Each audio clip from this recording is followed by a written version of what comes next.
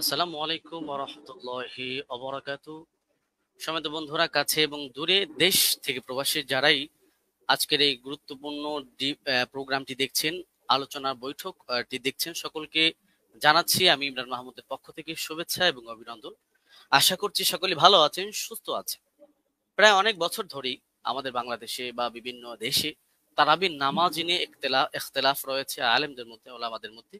সেই বিষয় নিয়ে আজকে আলোচনা করব এবং আজকে আমাদের আলোচ্য যে বিষয়, হযরত ওমর রাদিয়াল্লাহু তাআলা আনহু কত রাকাত নামাজের আদেশ করেছিলেন, 8 রাকাত নাকি 20 রাকাত, সেই বিষয়ে আলোচনা করব। এবং সেই বিষয়ে 8 রাকাতের পক্ষে যিনি আলোচনা করবেন, আপনাদের সকলের সুপরিচিত ব্যক্তি, বিশিষ্ট ডিবেটর ব্রাদার রাহুল হোসেন। এবং 20 রাকাতের পক্ষে যিনি আলোচনা করবেন, বাংলাদেশের অতি জনপ্রিয় একজন ব্যক্তি, শেখ মুফতি আলী হাসান ওসামা। আপনাদের দুজনকে আমার লাইভ স্ট্রিমে স্বাগত। এবং বাদবাকি দর্শক যারা দেখছেন, আপনাদের সকলকে অনুরোধ জানাবো যে আজকের এই গুরুত্বপূর্ণ প্রোগ্রামটি আপনারা শেয়ার করে অন্যকে দেখার জন্য সুযোগ করে দিবেন এবং আপনারা বেশি বেশি সাপোর্ট করবেন। প্রথমেই আমার প্রোগ্রামের কিছু নীতিমালা আপনাদেরকে জানিয়ে দিব। বিশেষ করে আমাদের আজকের প্রোগ্রামের যারা অতিথি, অবশ্যই তারা সেই নীতিমালাগুলো জানেন। তারপরও দর্শকদের উদ্দেশ্য করে আমি সেই নীতিমালাগুলো আপনাদেরকে একটু পড়ে শোনাবো। আপনি একটু আমার স্ক্রিনটা একটু লক্ষ্য করবেন প্লিজ। জি, আমি সরি, আমি একদম প্রথমেই যাচ্ছি।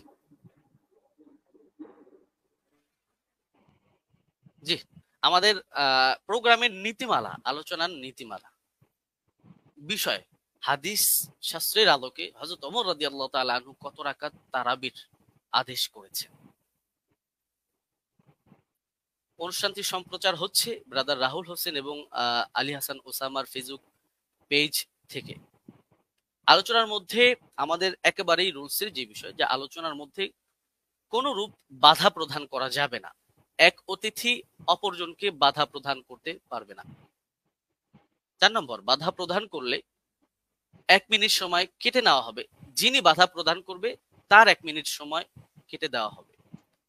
5 নাম্বার, যিনি আলোচনা করছেন, যাকে বাধা দেওয়া হচ্ছে, তার 1 মিনিট সময় তাকে বাড়িয়ে দেওয়া হবে। 6 নম্বর, বিষয়ের বাহিরে অপ্রাসঙ্গিক কথা বললে, আমি সঞ্চালক হিসেবে ইমরান মাহমুদ আছি, অবশ্যই আমি অতিথিদেরকে থামানোর অধিকার রাখি বা থামানোর অধিকার থাকবে। 7 নম্বর, আলোচনার 4টি পর্যায়ের মানে আলোচনাটা 4টা পর্যায়ে হবে এবং সেই পর্যায়গুলো আমি আপনাদেরকে বলবো। প্রথম পর্ব, কেস প্রেজেন্ট, নিজেদের দাবির পক্ষে প্রমাণ উপস্থাপন। এখানে একটি বিষয় আমি বলবো যে কেস প্রেজেন্টে অবশ্যই সবাই সবার দাবি প্রেজেন্ট করবে, অপরের দাবির উপরে খণ্ডন করবে না, শুধু নিজের দাবি নিয়েই আলোচনা করবে। 5 নম্বর, প্রথম কেস প্রেজেন্ট, যিনি একেবারে প্রথমেই প্রেজেন্ট করবেন, ব্রাদার রাহুল হোসেন, তিনি প্রথমেই 15 মিনিট আলোচনা করবেন। দ্বিতীয়তে মুফতি আলী হাসান ওসামা, তিনি 15 মিনিট আলোচনা করবেন। 10 নম্বর, খণ্ডন পর্ব, ব্রাদার রাহুল হোসেন প্রথম 15 মিনিট আলোচনা করবেন, আলী হাসান ওসামা দ্বিতীয়তে 15 মিনিট আলোচনা করবেন। 11 নম্বর, খণ্ডন পর্ব, ব্রাদার রাহুল হোসেন 15 মিনিট আলোচনা করবেন, আলী হাসান ওসামা 15 মিনিট আলোচনা করবেন। এখানে আমি একটি বিষয় আপনাদেরকে জানিয়ে রাখার জন্য বলে রাখি যে 3টি যে পর্ব আমরা করেছি, এই পর্বে 3টা পর্বই 15 মিনিট করে আলোচনার সময় থাকছে। অনেক সময় দেখা যায় যে অতিথিরা আলোচনা করার ক্ষেত্রে তাদের দেখা যায় 15 মিনিটে তাদের দাবিগুলো উপস্থাপন শেষ হয় না। সেই কারণে আমি উপস্থাপক পরিচালনার কমিটির পক্ষ থেকে অতিথিদেরকে 2 মিনিট করে সময় দেওয়া হবে, যেহেতু এটা কোনো ডিবেট না, আলোচনার প্রোগ্রাম। সেক্ষেত্রে তারা চাইলে এই 2 মিনিট সময় ব্যবহার করতে পারবে, নচেত তারা 15 মিনিটই তাদের আলোচনা শেষ করবে। এবং একেবারে শেষ যে পর্বটা, উপসংহার পর্ব, ব্রাদার রাহুল হোসেন তিনি তিনার আলোচনা যেগুলো করেছেন সেগুলো রিভিউ 5 মিনিট আলোচনা করবেন এবং আলী হাসান ওসামা তিনিও 5 মিনিট আলোচনা করবেন। বিশেষ দ্রষ্টব্য এই পর্বে, তিনি তিনার আলোচনা যেগুলো করেছেন সেগুলো, জি, আলী হাসান ওসামা সাহেবের ডিভাইসটা প্লিজ। এই পর্বে উভয়ের পক্ষের বক্তা নতুন কোনো তথ্য ব্যবহার করতে পারবে না, যেহেতু এটা লাস্ট পর্ব। এখানে কেউ কাউকে খণ্ডন করার সুযোগ থাকছে না, সেই ক্ষেত্রে কেউ কারো নতুন তথ্য অ্যাড করতে পারবে না। আচ্ছা, 13 নম্বর, সভাপতি সাহেব, মেবি সঞ্চালক সাহেব, আমি আলোচ্য বিষয়ের উপর মন্তব্য ছাড়াই অনুষ্ঠানটি শেষ করে দিবেন। এটা আমাদের প্রোগ্রামের নীতিমালা ছিল, নীতিমালা। এবং আমাদের প্রোগ্রামের আরেকটি বিষয় হচ্ছে গুরুত্বপূর্ণ, যে আমরা যখন আলোচনা করব, প্রতিপক্ষ যেই থাকুক আমরা তাকে সম্মান সূচক শব্দ ব্যবহার করে আলোচনা করব।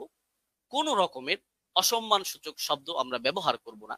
শুধু প্রতিপক্ষ বক্তার ক্ষেত্রে নয়, প্রতিপক্ষের মুরব্বী ওলামায়ে কেরাম বা তার তিনি যাদেরকে অনুসরণ করেন তাদের যে কেউ হোক, কাউকে কটাক্ষ করে কোনো রকমের কথা বলা যাবে না। সুন্দর শব্দ দিয়ে তাদেরকে বলতে হবে।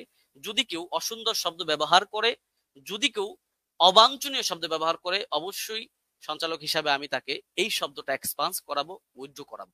যাই হোক, আমি আমার আলোচনার শর্তগুলো, নীতিমালাগুলো আপনাদেরকে পড়ে শোনালাম।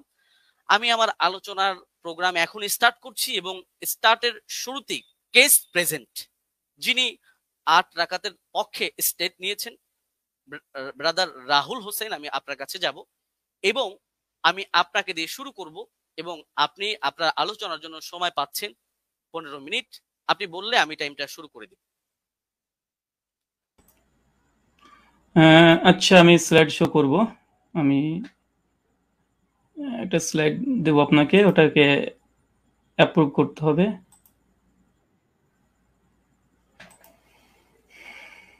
হ্যাঁ, প্রেজেন্টেশন 1 বলে একটা আছে।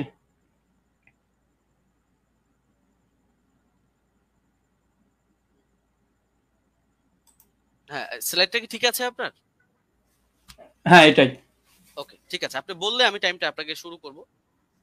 হ্যাঁ, এখন 7 মিনিট 40-42 সেকেন্ড চলছে। আপনি চাইলে 8 আচ্ছা, মিনিট থেকে। আপনি শুরু করতে পারেন। জি, জি। আসসালামু আলাইকুম ওয়া রাহমাতুল্লাহি ওয়া বারাকাতুহু। আলহামদুলিল্লাহি রাব্বিল আলামিন ওয়াস সালাতু ওয়াস সালামু আলা রাসূলিহিল আমিন ওয়া আলা আলিহি ওয়া সাহবিহি আজমাইন, আম্মা বাদ। সম্মানিত দর্শক মণ্ডলী এবং আজকের সঞ্চালক সাহেব এবং আমার প্রতিপক্ষ হিসেবে যিনি আজকে এসেছেন, ওস্তাদ আলী হোসেন ওসামা, এবং যারা ভিউয়ার্স এখন এই মুহূর্তে দেখছেন তাদেরকে প্রথমেই প্রাথমিক পর্যায়ে সকলকে ঈদের শুভেচ্ছা জানাই। আজকে আপনারা দেখেছেন যে বিষয় আজকে আমাদের গুরুত্বপূর্ণ বিতর্কিত বিষয়ের আলোচ্য বিষয়, ওমর রাদিয়াল্লাহু তাআলা আনহু তিনি কত রাকাত তারাবি আদেশ করেছেন, 8 নাকি 20? এই আলোচনাটি হবে সম্পূর্ণ হাদিস শাস্ত্রের আলোকে। এই আলোচনাটি কেন? এই আলোচনা করার মূল কারণ বা মৌলিক কারণ হচ্ছে এটাই যে আহলে হাদিসদের উপরে একটা অভিযোগ আছে, প্রায় অভিযোগ করে থাকে যে আহলে হাদিসরা ওমর ইবনুল খাত্তাব রাদিয়াল্লাহু তাআলাকে মানে না, খোলাফা রাশিদিনকে মানে না। কারণ হিসেবে তারা পেশ করে যে ওমর বিন খাত্তাব তিনি 20 রাকাত তারাবির আদেশ করেছেন, অথচ আহলে হাদিসরা 8 রাকাত পরে মসজিদ থেকে পালিয়ে যায়। অনেকে এর জন্য এক ধাপ এগিয়ে আমাদেরকে বলে আমরা নাকি নামাজ চোর, আবার অনেকে এক ধাপ এগিয়ে তারা বলতেছে এইভাবে 8 রাকাত কোনো নামাজই নেই, 1284 হিজরির পূর্বে 8 রাকাত বলে কোনো আন্দোলন ছিল না। অনেক রকমের অভিযোগের স্তূপ আমাদের আহলুল হাদিসদের উপরে আছে। তাই আজকে এই আলোচনাটি খুব গুরুত্বপূর্ণ বিষয় এবং আপনারা সকলে মনটা খোলা রেখে, উদার রেখে আলোচনাটা শোনার চেষ্টা করবেন। আমরা কেউ একদমই কেউ আমরা করব না। তো চলুন আমাদের আলোচনার সূচনাতেই কয়েকটি বিষয় লক্ষ্য করতে হবে। প্রথম কথা, যে খোলাফা রাশিদিন রাদিয়াল্লাহু তাআলা আনহু তাদের যে মানার কথা স্বয়ং আল্লাহ নবী আলাইহিস সালাম তিনি বলে গেছেন। সুনান তিরমিজি হাদিস নম্বর 2676 আল্লাহ বলছেন, আমি দুনিয়া থেকে চলে যাওয়ার পরে তোমাদের মধ্যে অনেক ইখতিলাফুন কাসীরা, অনেক বড় বড় মতভেদ হবে। ফালাইকুম বিসুন্নতি ওয়া সুন্নাতি খুলাফায়ে রাশিদিন, আর সেই সময় তোমরা আমার সুন্নাতকে আঁকড়ে ধরবে, এক, আর দুই, সুন্নাতে খুলাফায়ে রাশিদিন, আর খলিফা যারা আছে তাদের সুন্নাতকে মেনে চলতে হবে। আর আমরা সকলে জানি ফারুক আজম ওমর ইবনুল খাত্তাব ইসলামের দ্বিতীয় খলিফা। আর এটা নিয়েই আমাদের দুই পক্ষেরই দাবি যে আসলে ওমর বিন খাত্তাব কত রাকাত তারাবি আদেশ করেছিলেন। চলুন এখানে 3 নম্বর বিষয়, আমরা অনেকে অবগত আছি যে আল্লাহ রাসূল আলাইহিস সালাম তিনি মাত্র 3 দিন তারাবি জামাত করেছিলেন, তারপর স্থগিত থেকে যায়। পরবর্তী সময়তে ওমর বিন খাত্তাব রাদিয়াল্লাহু তাআলা আনহু জামানাতে তিনি একদিন মসজিদ ভিজিট করে এসে দেখছেন যে মসজিদের মধ্যে মানুষ বিক্ষিপ্তভাবে নামাজে দাঁড়িয়ে আছে, নামাজ পড়ছে। এই কারণে ওমর বিন খাত্তাব রাদিয়াল্লাহু তাআলা আনহু উবাই বিন কাব, আপনার স্ক্রিনে দেখছেন সহিহ বুখারী হাদিস নম্বর 2010, এখানে উবাই বিন কাব রাদিয়াল্লাহু তাআলা আনহুকে তিনি তার নেতৃত্বে তিনি একটা তারাবি জামাত করে দিলেন। কিন্তু সহিহুল বুখারীর মধ্যে কত রাকাত এটা নেই, বরং জামাতের কথাটা এসেছে। এখন কত রাকাত এটা সহিহ বুখারীতে নেই, তার মানে কি হাদিস জগতে নেই? অবশ্যই আছে। চলুন কোথায় আছে আমরা একবার ঘুরে আসি। 8 রাকাতের পক্ষে হাদিস, আমাদের প্রথম হাদিস, এটা হচ্ছে মুয়াত্তা মালিক, আপনারা দেখতে পাচ্ছেন 251 নম্বর হাদিস, এবং বিভিন্ন প্রকাশনের ভিন্নতার কারণে হাদিস নাম্বার চেঞ্জ হয়ে যাবে। এখানে হাদিসটা পড়ার পূর্বে একটা কথা বলতে চাই, আজকে যে দলিল আমি পেশ করব ইনশাআল্লাহ সে দলিলের মধ্যে কোনো দুর্বলতা ইনশাআল্লাহ থাকবে না। জি, আমি ব্যক্তি রাহুলের ক্ষেত্রে অনেক দুর্বলতা থাকতে পারে, আরবি ইবারত অনেক ভুল হতে পারে, কিন্তু ইনশাআল্লাহ যে দলিল দেব একদম পূর্ণিমার রাতের সূর্যের মতো চমৎকার, একদম চকচকে, সূর্যের মতো চকচকে করবে, কোনো এখানে একটা কালিমা লেপন করার মতো ইনশাল্লাহ আজকে এই দলিল উপর আক্রমণ কেউ করতে পারবে না। আর করলে আমরা আহলে হাদিসের পক্ষ থেকে আমি মজুদ আছি খণ্ডন করার জন্য ইনশাল্লাহ। চলুন হাদিসের সনদ এবং মতন আমরা একবার দেখে এসি এবং আপনারা দেখছেন এখানে বলছেন, দেখেন, আন হাদাসানা মালিক আন মুহাম্মদ বিন ইউসুফ আন সাইব বিন ইয়াজিদ আন্নাহু কাল। এখানে সনদের প্রথম অংশ আমরা দেখে নিয়েছি। এরপর বলছে আমারা ওমর ইবনুল খাত্তাব উবাই বিন কাবিন ও তামিম দারি। তারপরে বলছে আই ইয়াকুমু লিন্নাসি বি ইহদা আশারাতা রাকা। এখানে উমর বিন খাত্তাব রাদিয়াল্লাহু তাআলা আনহু তিনি বলছেন, তিনি আদেশ করছেন, আমারা ওমর বিন খাত্তাব তিনি আমর করছেন, আদেশ করছেন কাকে? উবাই বিন কাব আর তামিম দারিকে। কি আদেশ করছেন? যেন মানুষদেরকে নিয়ে তিনি 11 রাকাত তারাবির সালাত আদায় করে। এই হচ্ছে আহলে হাদিসদের প্রথম দলিল। আর এই দলিল দিয়েই আজকে আমাদের যে কেস, আমার যে কেস, যে আমরা আহলে হাদিসরা 8 টাকার তারাবি জামাতে পড়ি, এটা ওমর বিন খাত্তাব রাদিয়াল্লাহু আনহু আদেশ করেছেন। আদেশ স্পষ্ট মজুদ আছে আলহামদুলিল্লাহ। এবং কাকে আদেশ করেছে? উবাই বিন কাব তামিম দারিকে। এটা হচ্ছে আমাদের প্রথম দলিল, মুয়াত্তা মালিক 251 নম্বর হাদিস। এখানে লক্ষণীয় শুধু এই হাদিসটা যে মুয়াত্তা মালিকে এসেছে এমনটা নয়। এই হাদিসের তাখরিজ দেখেন সহিহ কুবরা লিন-নাসাই হাদিস নাম্বার 4677 এই সনদ মালিক থেকে আসছে। 3 নম্বর আরেকটা আছে শারহু মানিল আল আসালি তহাবি। ইমাম তহাবি হানাফি মাযহাবের বিশেষ করে তিনি বড় ফকি এবং মুহাদ্দিস। হাদিস নাম্বার 1741 তিনিও সনদ সহকারে ইমাম মালিক থেকে এর থেকে পেশ করেছে। চতুর্থ প্রমাণ মারিফাতুস সুনান আল আসার লিল বাইহাকি হাদিস নাম্বার 5413 তে ইমাম বাইহাকি আল মুতাফা 458 হিজরি তিনিও নিয়ে এসেছেন। আচ্ছা, তারপরে 5 নম্বর শারহ সুন্নান লিল বাগাবি চতুর্থ খণ্ডে 120 নম্বর পৃষ্ঠায় ইমাম মালিকের সূত্রে এই হাদিসটাকে তিনি নিয়ে এসেছেন।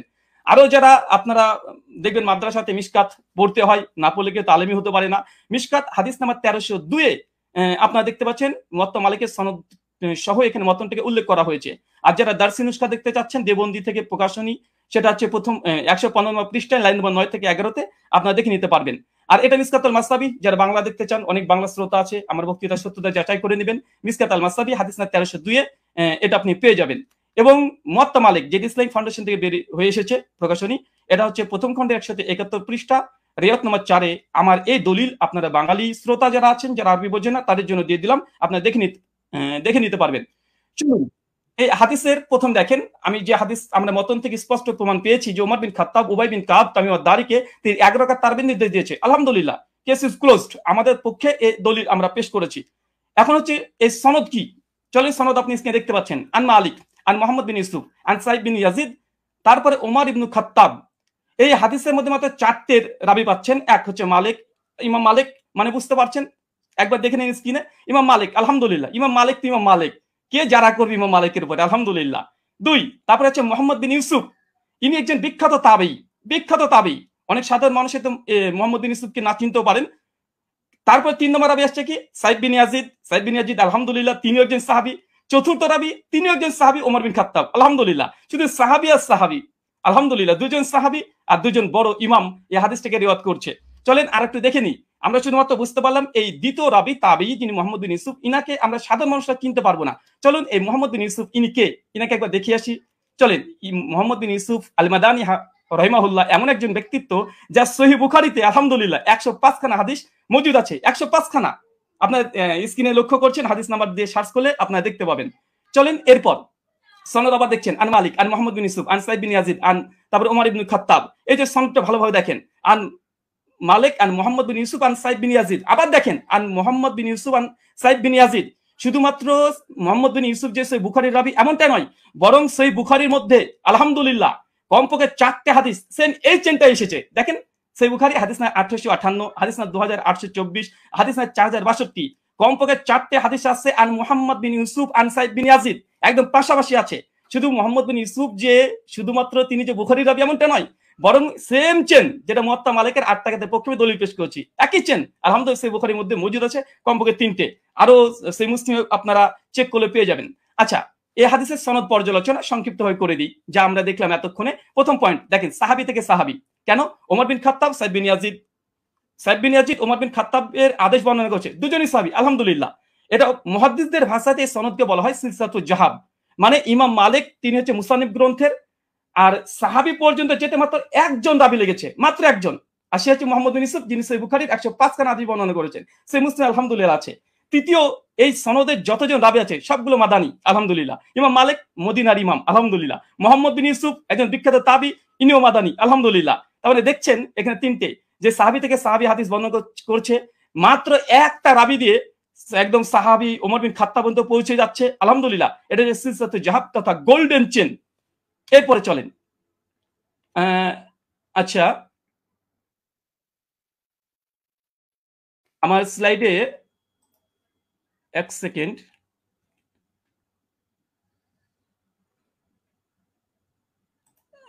একটু থামতে হবে।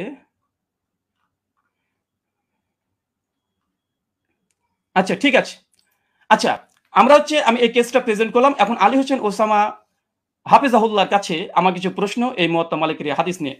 প্রথম প্রশ্ন, আলী হোসেন ওসামার কাছে 8খানা প্রশ্ন করব। প্রথম, ওমর ইবনুল খাত্তাব রাদিয়াল্লাহু তাআলা আনহু 20 রাকাত তারাবির নির্দেশ দিয়েছেন মর্মে এমন একটি সহিহ হাদিস উপস্থাপন করুন যেই সনদ হাদিস শাস্ত্রের আলোকে সহিহ হবে এবং মুত্তাসিল হবে, সনদে কোনো দুর্বল রাবি যেন না থাকে, আর সনদ যেন মাঝখান থেকে বিচ্ছিন্ন না হয়ে যায়, মানে কোনো ইনকেতা না থাকে। প্রশ্ন নম্বর 2, মুয়াত্তা মালিকের যে সনদ আমরা দেখিয়েছি, যেটা সিলসিলাতুল জাহাব মুহাদ্দিসদের পরিভাষা অনুযায়ী ওমর ইবনুল খাত্তাব রাদিয়াল্লাহু তাআলা আনহু 20 রাকাত তারাবির নির্দেশ দিয়েছে, পয়েন্ট টু বি নোটেড, 20 রাকাত নির্দেশ দিয়েছে মর্মে এমন একটি বর্ণনা পেশ করুন যার সনদ সিলসিলাতুল জাহাব এই মানে উত্তীর্ণ হয়েছে। প্রশ্ন নম্বর 3, মুয়াত্তা মালিকের বর্ণনায় সমস্ত রাবি হচ্ছে মাদানি এবং একজন রাবির ওপরে আলহামদুলিল্লাহ যারা নেই, কোনো অভিযোগ নেই। ওমর ইবনুল খাত্তাব রাদিয়াল্লাহু তাআলা আনহু 20 রাকাতের নির্দেশ দিয়েছেন মর্মে এমন একটি বর্ণনা পেশ করুন যার সনদে সমস্ত রাবি মাদানি এবং কোন রাবি। ব্রাদার প্লিজ একটু আমি আপনি কিন্তু 20 রাকাতের বিষয়ে কোশ্চেন করছেন, পরবর্তীতে কিন্তু এটা এখন কি আপনি কোশ্চেন গুলো করবেন নাকি পরবর্তীতে করবেন? আমি 8 রাকাত তারাবি, হ্যাঁ আমি প্রশ্ন কেস পর্যন্ত প্রশ্ন করা যায়, আমি তো তার হাদিস বা দলিল নিয়ে কোনো পর্যালোচনা করছি না। জি অবশ্যই। জি, মুয়াত্তা মালিকের যে বর্ণনা পেশ করেছি এটা সমস্ত কোন রাবির পরে সামান্য পরিমাণে জারা নেই। আমি এখানে প্রশ্ন, ওমর ইবনুল খাত্তাব রাদিয়াল্লাহু তাআলা থেকে এমন একটি 20 রাকাতের তারাবির দলিল আপনি পেশ করবেন যেখানে সমস্ত রাবি যতজন থাকবে তার উপরে কোনো মানে দুর্বলতা থাকবে না, এমন একটা রিওয়ায়াত পেশ করবেন। প্রশ্ন নম্বর 4, মুয়াত্তা মালিকের 8 রাকাতের বর্ণনা সনদ বুখারী মুসলিমের শর্তে সহিহ, প্রত্যেক রাবি বুখারী মুসলিমে, যেটা একটু আগে আপনাদেরকে আমি দেখিয়েছি। ঠিক ওমর ইবনুল খাত্তাব রাদিয়াল্লাহু তাআলা আনহু 20 রাকাত তারাবির নির্দেশ দিয়েছেন মর্মে এমন একটি বর্ণনা পেশ করুন যেটা বুখারী মুসলিমের শর্তে উত্তীর্ণ হয়েছে। প্রশ্ন নম্বর 5, মুয়াত্তা মালিকের ডজন ডজন ব্যাখ্যা গ্রন্থ পৃথিবীতে বিদ্যমান আছে। মুয়াত্তা মালিকের একজন গ্রহণযোগ্য মুহাদ্দিসের অভিমত পেশ করুন যিনি মুয়াত্তা মালিকের 8 রাকাত হাদিসের ব্যাখ্যায় এটাকে মুজতারিব বা ইস্তেরাব আছে বলে প্রত্যাখ্যান করেছে। কেন আমরা দেখি যে দেওবন্দি ওলামারা এবং বেরলভী ওলামারা, বিশেষ করে হানাফি ওলামারা, তারা এই 8 রাকাতের এই দলিলকে তারা ইস্তেরাব বা মুজতারিব বলে বাতিল করার চেষ্টা করে। এখানে আমার একটা প্রশ্ন থাকবে, মুয়াত্তা মালিকের অনেকগুলো ব্যাখ্যা গ্রন্থ আছে, একজন গ্রহণযোগ্য মুহাদ্দিসদের মত দেবেন যে এই হাদিসটাকে ইতিপূর্বে তারা ইস্তেরাবের দাবি করে বাতিল করেছে। আব্দুল বার রাহিমাহুল্লাহর ওয়াহম নাই ইস্তেরাব। আচ্ছা, প্রশ্ন নম্বর 6, দেওবন্দি মাদ্রাসা প্রতিষ্ঠা হবার আগে কিংবা 1284 হিজরির আগে এই হাদিসকে মুস্তারিব বলেছেন এমন একজন মুহাদ্দিসের অভিমত পেশ করুন। প্রশ্ন নম্বর 7, সহিহ সনদে প্রমাণিত আছে উবাই বিন কাব রাদিয়াল্লাহু তাআলা আনহু তিনি এবং তামিম আদ-দারি তিনি 8 রাকাত তারাবি পড়েছেন। আমার প্রশ্ন, ওমর রাদিয়াল্লাহু তাআলা যদি 20 রাকাত তারাবির নির্দেশ দিয়ে থাকেন তাহলে উবাই বিন কাব এবং তামিম আদ-দারি কি ওমর ইবনুল খাত্তাব রাদিয়াল্লাহু তাআলার নির্দেশ অমান্য করেছেন? প্রশ্ন নম্বর 8, শাস্ত্রের আলোকে ইস্তেরাবের সংজ্ঞা এবং শর্ত পেশ করবেন এবং সেই শর্ত অনুযায়ী এই হাদিসকে মুস্তারিব প্রমাণ করার চেষ্টা করবেন। কারণ আমরা ইতিপূর্বে আপনাদের অনেককে দেখেছি যে বারবার আমাদের দলিলকে ইস্তেরাব বলে বাতিল করে দেওয়ার চেষ্টা করা হয়। চলেন আমরা হাদিসের আবার প্রথম অংশে আপনাদেরকে আমরা নিয়ে যাব, যেখান থেকে আপনারা বুঝতে পারবেন। আমরা হাদিসটাকে আবার আপনাদেরকে দেখিয়ে দিই আপনাদের সুবিধার জন্য। আমাদের প্রথম যে দলিল আমরা পেশ করেছিলাম এ হচ্ছে মুয়াত্তা মালিকের হাদিস, আর এই মুয়াত্তা মালিকের হাদিস অনেকগুলো গ্রন্থে এসেছে, পরপর আপনাদেরকে আমি দেখিয়ে দিয়েছি, এখান থেকে অনেকগুলো গ্রন্থ থেকে দেখিয়ে দিয়েছি। আমি জাস্ট একটা দলিল আমি পেশ করেছি, আর এই একটা দলিলের উপরে আমি অটল থাকবো। এই একটা দলিলে, এই দলিল যতক্ষণ খণ্ডন না আসবে ততক্ষণ দ্বিতীয় দলিল দিয়ে এই আলোচনাকে আমি মাছের বাজার করতে চাই না। তাই এই সনদটাকে বারবার দেখবেন, আন মালিক আন মুহাম্মদ বিন ইউসুফ আন সাইদ বিন ইয়াজিদ, তারপর ওমর ইবনুল খাত্তাব। মাত্র ইমাম মালিক তো ইমাম মালিক রাহিমাহুল্লাহ আলহামদুলিল্লাহ, মুহাম্মদ বিন ইউসুফ তিনি একজন বিখ্যাত তাবি যার 105খানা হাদিস আছে। আর সাইদ বিন ইয়াজিদ ইনিও স্বয়ং আল্লাহ রাসূলের সঙ্গে হজ করেছেন, যেটা সহিহ বুখারী 858 তে প্রমাণিত পাওয়া যায়। আর ওমর ইবনুল খাত্তাব আমি জাস্ট এই একটা দলিলের উপরে আপনাদের সামনে উপস্থাপন করেছি। এবং হাদিসের শব্দ আমার ওমর ইবনুল খাত্তাব, ওমর বিন খাত্তাব আদেশ দিয়েছেন, একদম আদেশ শব্দ মজুদ আছে। কাকে আদেশ দিয়েছেন? উবাই বিন কাবকে। আর কাকে? তামিম আদ-দারিকে। কত রাকাত? বিহিদা আশারাত রাকা, 11 রাকাতের নির্দেশ দিয়েছে। স্পষ্টভাবে আমাদের এই দলিলে আমার যা কেস বা আমাদের আহলুল হাদিসদের যে দাবি তার পক্ষে জাস্ট একটা দলিল, ইনশাআল্লাহ যদি সম্ভব হয় দলিলকে যদি খণ্ডন করে ইনশাআল্লাহ তারপরে আমাদের দ্বিতীয় দলিল আমরা পেশ করব। কেননা আলোচনার মধ্যে অনেক বেশি দলিল দিয়ে গেলে, কারণ আমাদের আলোচনা যেহেতু এখানে পর্যালোচনা, এটা ডিবেট নয়। ডিবেট হলে আমি অনেক কিছু করতে পারতাম, কিন্তু আমি যেহেতু ওস্তাদজির সঙ্গে একমত হয়ে এসেছি তাই আমি তেমন কিছু মানে অনেক কথাই বলার ইচ্ছা থাকলে আমি বলবো না এখানে, কারণ আমি শেখকে বা ওস্তাদকে আমি অনেক সম্মান দিই এবং ভালোবাসা তার প্রতি আমার অনেকগুলো আছে। আর এ থেকেই একটা হাদিস, আর এই হাদিস আমি শুধুমাত্র শেখের কাছে বুঝতে এসেছি যেহেতু তিনি আমাকে বুঝাতে এসেছেন। আর পর্যালোচনা যেহেতু এটা ডিবেট নয়, তার জন্য আমার এই একটা হাদিস যে দাবির পক্ষে আমরা আহলুল হাদিসরা 8 টাকা তারাবি পড়ি এবং এই হাদিসের মান আমাদের নিকটে সহি, এবং আমাদের কাছ থেকে 8খানা প্রশ্ন আমরা উপস্থাপন করেছি 20 টাকাতের পক্ষে। এই 20 টাকাতের যদি এই প্রশ্নের জবাব যদি দিয়ে দেয় আলহামদুলিল্লাহ, আমি লিখিতভাবে শুধু এরকম না, ঘোষণা দিয়ে আমি ঘোষণা করে দেব যে জাস্ট আমি যে কথা বলেছি আমি কথা থেকে ফিরে আসছি। 8 টাকার তারাবি ওমর বিন খাত্তাব আদেশ দেয়নি, মূলত 20 টাকা দিয়েছে। আমি প্রত্যাবর্তন করব, আমি স্ট্রিমে ঘোষণা করলাম। এখনো 3টে পর্ব আছে এবং আমি এরপরে অটল থাকবো। জি শুকরিয়া, জাযাকাল্লাহ খায়রান, বারাকাল্লাহ ফিকুম, ওয়ামা আলাইনা ইল্লাল বালাগ। জি ব্রাদার রাহুল হোসেন, আপনি শেষ করেছেন। প্লিজ একটু ইয়াটা ঠিক হবে। হ্যাঁ, আপনি শেষ করেছেন এবং আপনি 1 মিনিট আগে শেষ করেছেন, চাইলে আপনি 2 মিনিট ব্যবহার করতে পারতেন। যাই হোক, আমি চলে যাব যিনি 20 রাকাতের পক্ষে দলিল পেশ করবেন, আমাদের পরিচিত ব্যক্তি শেখ মুফতি আলী হাসান ওসামা। আমি আপনার কাছে যাব এবং আপনি বললে আমি টাইমটা শুরু করে দিব। আপনার টাইমটা আপনি বলবেন। জি, এখন 22 মিনিট 45 সেকেন্ড চলছে। আপনি মিউট আছেন।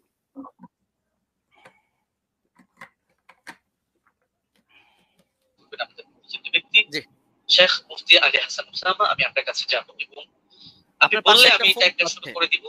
আমার আওয়াজটা আপনি বলবেন। আপনার আওয়াজ শোনা যাচ্ছে, আপনার পাশে একটা ফোন চলছে, ফোনটা একটু অফ করুন, আপনি মিউট আছেন বা অন্য কোন ডিভাইস চলছে। আওয়াজ কি শুনতে পাচ্ছেন? আমার আওয়াজ শুনতে পাচ্ছি। মুফতি আলী হাসান ওসামা, আমি আপনার কাছে যাব এবং আপনি বললে আমি, আপনি কি শুনতে পাচ্ছেন আমাদের?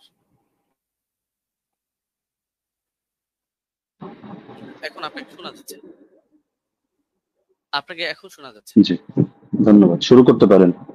জি শুরু করতে পারেন। হ্যাঁ, 23 মিনিট 40 সেকেন্ড থেকে আপনার স্টার্ট। জি হামিদান ওয়া মুসাল্লিয়ান ওয়া মুসাল্লিমা আম্মা বা'দ। আমরা মূল আলোচনায় চলে আসি কোনো ধরনের ভূমিকা ছাড়া, যেহেতু এটা কেস প্রেজেন্ট পর্ব, এখানে আমরা আমাদের দাবি উত্থাপন করব আর ব্রাদার রাহুলের দাবি নিয়ে আমরা পরবর্তী খণ্ডন পর্বের মধ্যে বিস্তারিত আলোচনা করব ইনশাআল্লাহ। তো ওমর রাদিয়াল্লাহু তাআলা আনহু কত রাকাত তারাবির আদেশ করেছিলেন এ নিয়ে আমরা শুরুতে দাবি করে এসেছি যে তিনি এর পক্ষে আমরা আমাদের প্রমাণ উপস্থাপন করছি।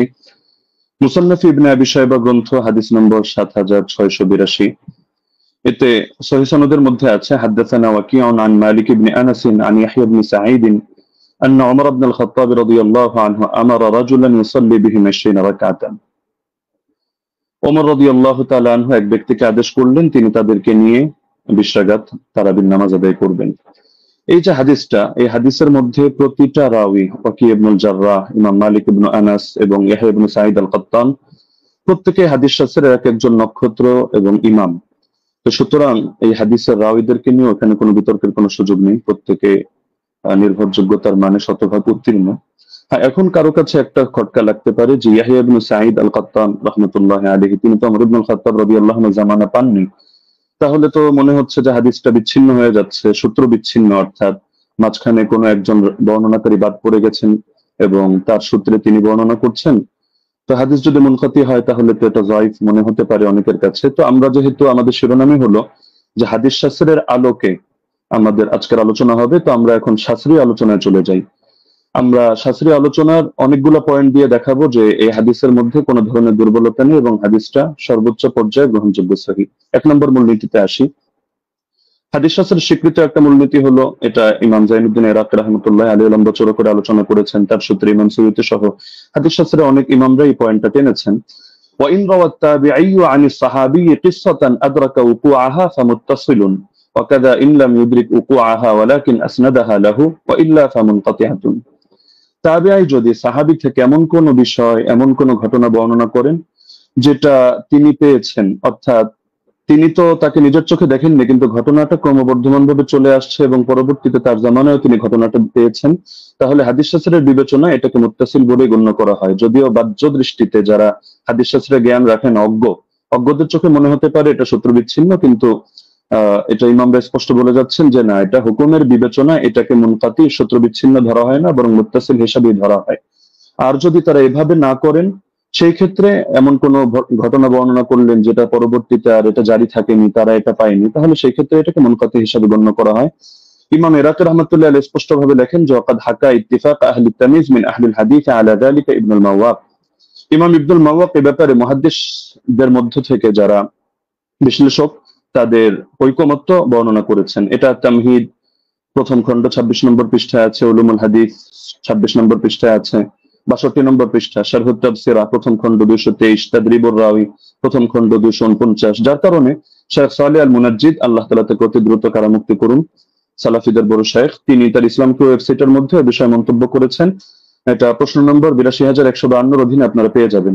وبمجموع هذه الروايات يتبين أن ال20 ركعة كانت هي السنة الغالبة على التراويح في زمن عمر بن الخطاب رضي الله عنه، ومثل صلاة التراويح أمر مشهور يتناقله الجيل وعامة الناس، ورواية يزيد بن رومان ويحيى القطان يعتبر بهما وإن كان لم يدرك عمر، فإنهما ولا شك تلقياه عن مجموع الناس الذين أدركوهم، وذلك أمر لا يحتاج إلى رجل يسنده فإن المدينة كلها تسنده। পুরো এবারটা আমি শুনিয়ে দিলাম, যার মূল সারমর্ম এটাই দাঁড়াচ্ছে যে যদিও ইয়াহিয়া আল কাত্তান এবং ইয়াজিদ ইবনে রুমান সরাসরি ওমর রাদিয়াল্লাহু আনহু সাক্ষাৎ পাননি, কিন্তু এটা হাদিসের বিশুদ্ধতার মধ্যে কোনো সমস্যা হবে না, এটাকে বিচ্ছিন্ন ধরা হবে না, কারণ এটা তারা এই পরিমাণ, বিপুল পরিমাণ মানুষ থেকে এটা তারা লাভ করেছেন এই সংক্রান্ত বর্ণনা, যারা সরাসরি ওমর থেকে এটা দেখেছেন। সুতরাং এখানে সুনির্দিষ্ট একজন ব্যক্তি লাগবে না যে এটার সনদ বয়ান করবে, বরং গোটা মদিনায় এর সনদ বয়ান করবে। তো সুতরাং দেখা যাচ্ছে যে যারা হাদিস শাস্ত্র সম্পর্কে অজ্ঞ, তাদের কাছে সূত্র বিচ্ছিন্ন মনে হলো। যেহেতু শাস্ত্রের আলোকে আলোচনা, সুতরাং মূলনীতির আলোকে আমরা স্পষ্ট দেখালাম যে এটা সূত্র বিচ্ছিন্ন নয়, বরং এটা মুত্তাসিল হিসাবে ধর্তব্য হবে। দ্বিতীয় হলো, ইমাম ইয়াহইয়া ইবনে সাঈদ আল কাত্তান রাহমাতুল্লাহ আলাইহি, তিনি যেন তেন ব্যক্তিত্ব নন, তিনি জরাতে আদিল শাস্ত্রের ইমাম, অর্থাৎ যার মতামত নিয়ে আমরা অন্যদেরকে মেপে থাকি, এবং তার ব্যাপারে জরাতে আদিল শাস্ত্রে স্পষ্ট লেখা আছে যে তিনি যার তার থেকে হাদিস রিওয়ায়াত করেন না।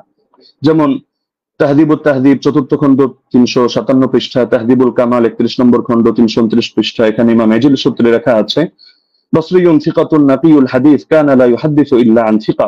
ইমাম ইয়াহইয়া ইবনে সাঈদ আল কাত্তান তিনি শুধু সিকা রাওয়ীদের থেকে হাদিস বয়ান করেন, যার তার থেকে বয়ান করেন না।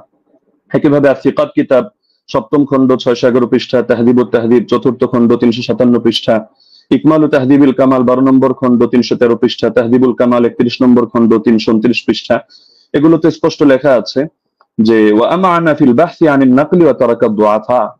ইমাম ইয়াহইয়া ইবনে সাঈদ আল কাত্তান তিনি হাদিস শাস্ত্র বয়ান করার ক্ষেত্রে তিনি গভীরভাবে কাজটা করেন, তিনি যায়িফ রাওয়ীদেরকে পরিহার করেন। একইভাবে ইমাম আহমদ বিন হাম্বলের একাধিক মত আমরা বর্ণনা করতে পারবো এক্ষেত্রে, যেমন আল জারহ ওয়াত তা'দীল ইবনে আবি হাতিম 1ম খণ্ড 232 পৃষ্ঠা, সেখানে ইমাম আহমদ বিন হাম্বল সূত্রে আছে, তিনি বলেছেন মা রাআইনা মিসলা ইয়াহইয়া ইবনে সাঈদ ফি হাদা শা'n, ইয়ানি ফি মারিফাতিল হাদিস ওয়া রুওয়াতিহি ওয়া কানা সাহিব হাদা শা'n। আমরা ইয়াহইয়া ইবনে সাঈদের মতো ব্যক্তি এই শাস্ত্রে দেখিনি, অর্থাৎ হাদিস জানা এবং হাদিসের বর্ণনাকারীদের ব্যাপারে জানা, তিনি এই ব্যাপারে বিশেষ পাণ্ডিত্যের অধিকারী ছিলেন। এরকম আরো বহুত মতামত দেখানো সম্ভব, যেমন তিনি অন্যত্র এটাও আছে, তিনি বলেন আল জারহ ওয়াত তা'দীল ইবনে আবি হাতিম 232 পৃষ্ঠায় এই মন্তব্য আছে যে কানা ইয়াহইয়া আবসারাহুম বির-রিজাল ওয়া আনকাহুম হাদিসা। ইয়াহইয়া রিজাল সম্পর্কে সবচেয়ে বেশি সূক্ষ্মদর্শী এবং তিনি হাদিসগুলো খুব স্বচ্ছভাবে বর্ণনা করে থাকেন। তো সুতরাং তিনি যার তার থেকে হাদিস বর্ণনা করবেন না, এটা স্পষ্ট বিষয়, এবং এখানে তো যার তার থেকে করার প্রশ্নই আসছে না, কারণ এখানে যেহেতু গোটা মদিনাবাসী এই ব্যাপারে প্রত্যক্ষ সাক্ষী। 3 নম্বরে, যদি আমরা তর্কের খাতিরে এটাকে মুরসাল বলিও, তবু এই জাতীয় মুরসালরা সকলের মতে গ্রহণযোগ্য। যেমন হাফিজ ইবনুল কাইয়িম রাহিমাহুল্লাহর স্পষ্ট মন্তব্য আছে জাদুল মাআদ কিতাবে 1ম খণ্ড 367 নম্বর পৃষ্ঠায়, والمرسل إذا اتصل به عمل وعضده قياس أو قول صحابي أو كان مرسله معروفا باختيار الشيوخ ورغبته عن الرواية عن الضعفاء والمتروكين ونحو ذلك مما يقتضي قوته عمل به। মুরসালের সঙ্গেও যদিও আমরা এটা মুরসাল বলছি না, তবে তর্কের খাতিরে যদি এটাকে মুরসাল ধরিও, সেই ক্ষেত্রে মন্তব্যটা উল্লেখ করছে যে মুরসালের সঙ্গে যদি আমল যুক্ত হয়, অর্থাৎ উম্মত এভাবে আমল করে, অথবা তিনি আরো পয়েন্ট আনলেন যে যদি এখানে মুরসালটা যার থেকে এসেছে অর্থাৎ মুরসিল যিনি, তিনি যদি এ ব্যাপারে পরিচিত হন যে তিনি শায়েখ খুব সুন্দরভাবে নির্বাচন করেন এবং বর্ণনা করার ক্ষেত্রে যায়ফ রাওয়ী মাতরুক রাওয়ীদেরকে তিনি পরিহার করে চলেন, তাহলে সেই ক্ষেত্রে মুরসালের আলোকে আমল করা হবে এবং এটা ফুকাহায়ে কেরামের নিকট গ্রহণযোগ্য মূলনীতি। আল ইহকাম ফি উসুলিল আহকাম আমিদের কিতাবের মধ্যে স্পষ্ট আছে যে জাতীয় মুরসাল এটা ফাকাবিলাহু আবু হানিফা ওয়া মালিক ওয়া আহমদ ইবনে হাম্বল ফি আশহারি রিওয়ায়াতাইন আনহু। ইমাম আবু হানিফা গ্রহণ করেন, ইমাম মালিক গ্রহণ করেন, ইমাম আহমদ বিন হাম্বলের একটা প্রসিদ্ধ মত যেটা তার আলোকে দেখা যায় তিনিও গ্রহণ করেন। ঈসা ইবনে আবান রাহিমাহুল্লাহ তিনি একটু ভাগ করেন, তিনি শুধু فصل عيسى بن أبان فقبل مراسيل الصحابة والتابعين وتابعي التابعين ومن هو من أئمة النقل مطلقا دون من عدا هؤلاء। তিনি সাহাবীদের মুরসাল গ্রহণ করেন, তাবেঈদেরটা করেন, তাবেঈদেরটা করেন এবং যারা হাদিস শাস্ত্রের ইমাম তাদেরটা করেন, অন্যদেরটা করেন না। এটা মেনে নিলেও সমস্যা নেই, কারণ ইমাম ইয়াহিয়া আল কাত্তান তিনি হাদিস শাস্ত্রের ইমাম, আর তিনি যে ক্যাটাগরি বর্ণনা করেছেন এই ক্যাটাগরির মধ্যে আছেন। আর ইমাম শাফির মত প্রসিদ্ধ, এটা ইহকাম কিতাবের মধ্যে আছে, একইভাবে নুজহাতুন নাজার ফি তাওদীহ নুখবাতিল ফিকার সেখানেও আছে। ইমাম শাফি রাহমাতুল্লাহ আলাইহির বক্তব্যের মধ্যে স্পষ্ট দেখা যাচ্ছে যে তিনি বলেছেন যে মুরসাল যদি সাহাবীর মুরসাল হয় তাহলে তো গ্রহণযোগ্য, আর যদি এমন মুরসাল হয় আও মুরসালান قد اسنده غير مرسله او ارسله راو اخر يروي عن غير شيوخ الاول او عضده قول صحابي او قول اكثر اهل العلم او ان يكون المرسل قد عرف من حاله انه لا يرسل عمن فيه علة من جهالة أو غيرها كمراسيل ابن المسيب فهو مقبول وإلا فلا، ووافقه على ذلك أكثر أصحابه والقاضي أبو بكر وجماعة من الفقهاء। ইমাম শাফি রাহিমাহুল্লাহর মন্তব্য হচ্ছে যদি সাহাবীর মুরসাল না হয় এমন মুরসাল হয় যে মুরসালের সঙ্গে কিছু বিষয় যুক্ত থাকে, যেমন তিনি একটা উদাহরণ দিয়েছেন, যদি অধিকাংশ আহলে ইলমের বক্তব্য এর পক্ষে সমর্থন যোগায়, অর্থাৎ তারাও এই মত পোষণ করেন, অথবা মুরসিলের গুণ হলো তিনি যাত্রার থেকে ইরসাল করেন না, বরং তিনি এমন কারো থেকে ইরসাল করা থেকে নিজেকে বিরত রাখেন যার মধ্যে কোনো দোষ আছে, সে মাঝুলি হোক, সে অন্য কোনো দোষে দোষী হোক, যেমন ইমাম সাঈদ ইবনে মুসাইয়্যিব রাহমাতুল্লাহ আলাইহি এগুলো তিনি গ্রহণ করে নেন। এটা আল ইহকাম আমিদি কিতাবের মধ্যে আছে। একইভাবে ইমাম নাবাবী তার আল মাজমু' শারহুল মুহাদ্দাবের 6 নম্বর খণ্ড 206 নম্বর পৃষ্ঠায় এটা বলেছেন, ইহতাজ্জু শাফিঈ বিল মুরসাল ইযা তাদাদা أحد أربعة أمور إما حديث مسند وإما مرسل من طريق آخر وإما قول صحابي وإما قول أكثر العلماء। তো সময় যেহেতু কম আমরা সব রেফারেন্স টানছি না, আরো কয়েকটা কিতাবের হাওয়ালা দিয়ে দিচ্ছি। উসুলুল বাজদাওয়ী 171 নম্বর পৃষ্ঠা, আল মানসুর লিজারকাশি শারহুল উমদা ইবনে তাইমিয়া তাহযীবুস সুনান আবি দাউদ ইত্যাদি কিতাবের মধ্যে এই ব্যাপারে আলোচনা আছে। এবার আসি আমরা যদি সালাফি শায়খদের মূলনীতিও মেনে নিই, যেমন শায়খ আলবানী রাহিমাহুল্লাহকে এক্ষেত্রে আমরা উদাহরণ হিসেবে রাখতে পারি। তো শায়খ আলবানী রাহিমাহুল্লাহ প্রসিদ্ধ কিতাব সিলসিলাতুল আহাদিস সহিহা, এটা তো সকলের নিকটে পরিচিত। এখান থেকে 1422 নম্বর বর্ণনাটা আমি খুলে দেখার অনুরোধ করব, সেখানে দেখতে পাবেন আপনারা খুললে যে তিনি যে হাদিসটা বর্ণনা করেছেন একটা মুরসাল হাদিস, কিন্তু তিনি এটার ব্যাপারে মন্তব্য করছেন যে হাযা ইসনাদুন হাসান, এটা একটা হাসান সনদ, তবে ইল্লা আন্নাহু মুনকাতিউন বাইনা সুলাইমান ওয়া ইবনে আমরিন, তবে এটা সূত্র বিচ্ছিন্ন, মুনকাতি কার মাঝে, রাওয়ী সুলাইমান এবং রাওয়ী ইবনে আমরের মাঝে এখানে ইনকিতা আছে, সূত্র বিচ্ছিন্নতা আছে, কোন একজন বাদ পড়ে গেছে। তবে এটার পক্ষে এই তিনি একটা মুরসাল রিওয়ায়াত করে এর পক্ষে একটা যায়ফ হাদিস এনেছেন, যায়ফ রিওয়ায়াত, সেটা এনে তিনি মন্তব্য করছেন যে লাকিনাল হাদিসা বিমাজমু'ত তারিকাইন হাসানুন, এই দুটো যায়ফ মিলে এটা হাসান হয়ে গিয়েছে, অর্থাৎ একটা মুরসাল আর একটা যায়ফ। তো মুরসালের পক্ষে তিনি যায়ফ হাদিস পেয়েও এটাকে হাসান হিসাবে সাব্যস্ত করে ফেলেছেন এবং শেষে মন্তব্য করেছেন ফামিসলুহু ইউস্তাশহাদু বিহি, এই ধরনের বর্ণনা দ্বারা এটা দলিল প্রদান করা যায়, ফাল হাদিসু বিহি সহিহুন ইনশাআল্লাহ তাআলা, এর দ্বারা হাদিসটা সহিহ হিসাবে সাব্যস্ত হবে ইনশাআল্লাহ তাআলা। তো শায়খ আলবানী রাহিমাহুল্লাহ এক্ষেত্রে যে কাজটা করলেন, আমরা তো এর চেয়ে আরো মজবুত কাজ করলেন, তিনি একেবারে একটা যায়ফ হাদিস এনে মুনকাতি একটা রিওয়ায়াতকে তিনি হাসান সনদ সাব্যস্ত করে হাদিসটাকে দলিলযোগ্য এবং সহিহ সাব্যস্ত করে ফেললেন। তো এই ব্যাপারে তো আর কোনো কিছু বলার অপেক্ষা রাখে না। তারপর চতুর্থ বিষয় হলো সব ধারার ইমামগণই মেনে নিয়েছেন যে ওমর রাদিয়াল্লাহু আনহু 20 রাকাত তারাবির আদেশ করেছেন। যেমন আমরা উদাহরণ হিসেবে ইমাম শাফিঈকে আনতে পারি 1 নম্বরে কিতাবুল 1 নম্বর খন্ড 167 পৃষ্ঠা, মুখতাসারুল মুজানি 34 নম্বর পৃষ্ঠা। তিনি স্পষ্ট বলেছেন ওয়া আহাব্বু ইলাইয়া 20 লিআন্নাহু রুইয়া আন উমর, আমার নিকট 20 অধিক পছন্দনীয় কারণ এটা ওমর থেকে বর্ণিত হয়েছে। ইমাম তিরমিজি রাহমাতুল্লাহি আলাইহি সুনানে তিরমিজি হাদিস নম্বর 806 দ্বিতীয় খন্ড 158 নম্বর পৃষ্ঠা এখানেও আছে وأكثر أهل العلم على ما روي عن عمر وعلي وغيرهما من أصحاب النبي صلى الله عليه وسلم 20 ركعة। অধিকাংশ আহলে ইলম এই মতে পোষণ করেন যে তারাবি 20 রাকাত। কেন? কারণ এটা ওমর থেকে, আলী থেকে এবং নবীর অন্যান্য সাহাবীদের থেকে রাদিয়াল্লাহু আনহুম বর্ণিত হয়েছে। শেখ বিন বাজ রাহমাতুল্লাহি আলাইহি সালাফিদের গ্রহণযোগ্য ব্যক্তিত্ব, আমরা মহব্বত করি। তিনি বলেন মাজমুউল ফাতাওয়া 11 নম্বর খন্ড 322 নম্বর পৃষ্ঠা وثبت عنهم أنهم صلوا بأمره 23। তাদের থেকে প্রমাণিত রয়েছে যে তারা ওমরের আদেশে তারা 23 রাকাত নামাজ আদায় করেছেন। শেখ সালেহ আল মুনাজ্জিদ তিনি বলেন জা আল আমরু আন ওমর ইবনুল খাত্তাব রাদিয়াল্লাহু আনহু বিসালাতিল 20 রাকাতান, ওমর রাদিয়াল্লাহু আনহু থেকে 20 রাকাতের ব্যাপারে আদেশ এসেছে। তো সালাফি শায়খ হয়েও তারা বিষয়টা মেনে নিয়েছেন। তো এর পক্ষে আরো কিছু প্রাসঙ্গিক বর্ণনা আছে যেটা শেখ সালেহ আল মুনাজ্জিদ তার islamqo.com এর মধ্যে অন্যান্য বর্ণনাগুলো এর পক্ষে প্রমাণ হিসেবে নিয়ে এসেছেন। সাইদ বিন ইয়াজিদের বর্ণনা, অন্যান্য বর্ণনা, সেটা আমরা আপাতত টানছি না, সেটা পরবর্তী আলোচনার মধ্যে আমরা আনবো। হ্যাঁ, লাস্ট যে পয়েন্টটা আমি বলবো যে আমরা তো স্পষ্টভাবে দেখালাম যে এর সনদের মধ্যেও দুর্বলতা নেই, মতনের মধ্যেও দুর্বলতা নেই। আর ইমামরা তো স্পষ্টভাবে বলে গিয়েছেন, যেমন খতিব বাগদাদি রাহমাতুল্লাহি আলাইহি এবং হাফিজ ইবনুল কাইয়িম রাহিমাহুল্লাহ বলে গিয়েছেন, কোন হাদিসের উপর যদি উম্মতের আমল থাকে, আল ফাকি ওয়াল মুতাফাক্কি 1 নম্বর খন্ড 473 পৃষ্ঠা আর রূহ 21 নম্বর পৃষ্ঠা, তাহলে সেই হাদিসটা অবশ্যই গ্রহণযোগ্য হবে। এক্ষেত্রে আরো স্পষ্ট বক্তব্য আমরা ইমাম সুয়ুতিরটা উল্লেখ করি। তিনি তাদরিবুর রাওয়ী কিতাবের মধ্যে এনেছেন 34 নম্বর পৃষ্ঠা, ইহকামু লিল হাদিস বিসিহহা, হাদিসের ব্যাপারে সহিহ হওয়ার হুকুম দেওয়া হবে ইযা তালাক্কাহুন নাসু বিল কবুল, যখন উম্মত সেটাকে কবুল করে নিবে এবং সেটা গ্রহণ করবে। ওয়া ইল্লাম ইয়াকুন লাহু ইসনাদুন সহিহ, এমনকি যদি তার সহিহ সনদ নাও থাকে তবুও হাদিসটা গ্রহণযোগ্য হবে। এমনকি হাফিজ ইবনে হাজার আসকালানী রাহমাতুল্লাহি আলাইহি আন-নুকাত আলা কিতাব মুকদ্দিমাত ইবনে সালাহর মধ্যে স্পষ্ট এনেছেন। এটা আপনারা আন-নুকাত আলা কিতাব ইবনে সালাহর মধ্যে প্রথম খন্ড 494 495 পৃষ্ঠায় পাবেন যে মিন জুমলাতি সিফাতিল কবুল আল্লাতী লাম ইয়াতাআররাজ লাহা শাইখুনা ইয়াকসিদু জাইনাদ্দিন আল-ইরাকি আন ইয়াত্তাফিকা আল-উলামা আলা আল-আমাল বিমাদলুল হাদিস ফাইন্নাহু ইউকবালু হাত্তা ইয়াজিব আল-আমালু বিহি ওয়া ক্বাদ সাররাহা বিযালিকা জামাআতুন মিন আইম্মাতিল উসুল। হাদিস গ্রহণযোগ্য হয় যে সমস্ত গুণের কারণে। এর অন্যতম একটা গুণ হলো যে আলেমরা এই হাদিসের বক্তব্যের আলোকে আমল করার ব্যাপারে একমত হয়ে যান। তো এরকম যদি হয় তাহলে সেই হাদিসটা অবশ্যই কবুল হয় এবং তার দ্বারা আমল করা আবশ্যক হয়ে যায়। এটা হাদিসের মূলনীতি সংক্রান্ত আলোচনা যারা করেছেন যে ইমামরা, তারা স্পষ্টভাবে এই ব্যাপারে বক্তব্য দিয়েছেন। তো এটা হাফিজ ইবনে হাজার আসকালানী রাহমাতুল্লাহি আলাইহির বক্তব্য। তো আলোচনা আরো দীর্ঘ করা যেত, বাকি সময় যেহেতু সংক্ষিপ্ত, আমরা যে পয়েন্টগুলো টানলাম, তো ব্রাদার রাহুলের মধ্যে থেকে কোনো একটা পয়েন্ট টেনে তিনি যদি দেখাতে পারেন যে না এই শাস্ত্রের এই মূলনীতিগুলো ভুল বা এর আলোকে এটা প্রমাণিত হয় না, তাহলে আমরা তার প্রতি কৃতজ্ঞ থাকবো যে হাদিস শাস্ত্রের নতুন আরেকটা জিনিস অ্যাড হলো। তো সুতরাং আমরা শাস্ত্রের আলোকে দেখিয়ে দিলাম যে না, ইমাম ওমর রাদিয়াল্লাহু তাআলা আনহু তিনি 20 রাকাত তারাবির আদেশ করেছেন। জাযাকুমুল্লাহু খাইরান।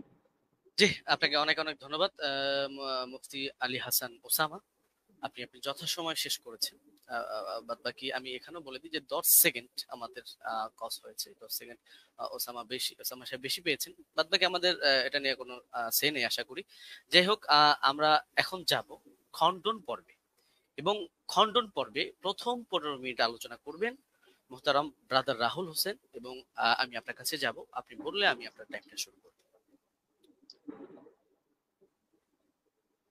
আপনি মিউট হয়ে আছেন। জি, একটা স্লাইড আমি পাঠিয়েছি, এটা শো করতে হবে। স্লাইড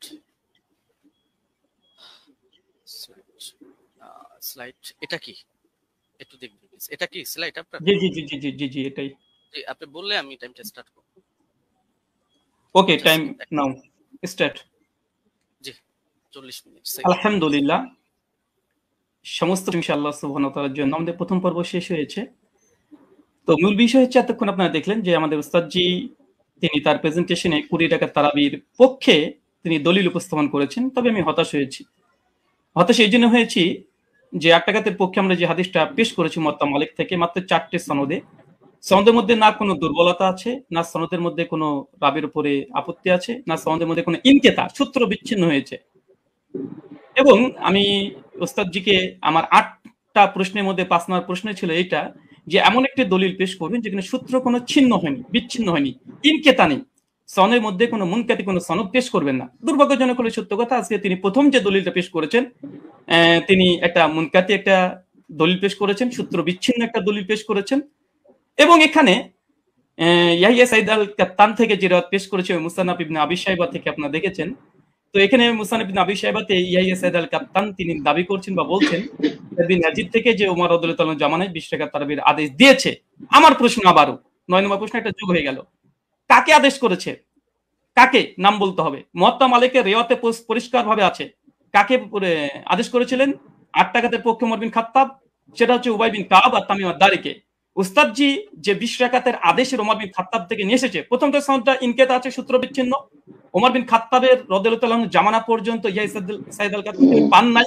আর দ্বিতীয়ত এই হাদিসের মধ্যে আমার দ্বিতীয় একটা প্রথম আর একটা প্রশ্ন যুক্ত হয়ে যায় যে এখানে কাকে নির্দেশ দিয়েছে, কোন সাহাবীকে, সাহাবীর নাম বলতে হবে।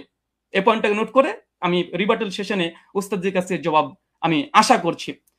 আমি অবাক হয়েছি, দ্বিতীয় অবাক হচ্ছে এটা যে আমার উস্তাদজি তিনি হাদিসটা মুরসাল হককে অস্বীকার করলেন এবং তিনি সঙ্গে সঙ্গে কথা বললেন যারা মুরসাল বলে তারা নাকি জ্ঞান পাপী বা জ্ঞান অল্প স্বল্প বুদ্ধি যারা আছে তারাই নাকি এই হাদিসটাকে ইনকেতা বলে।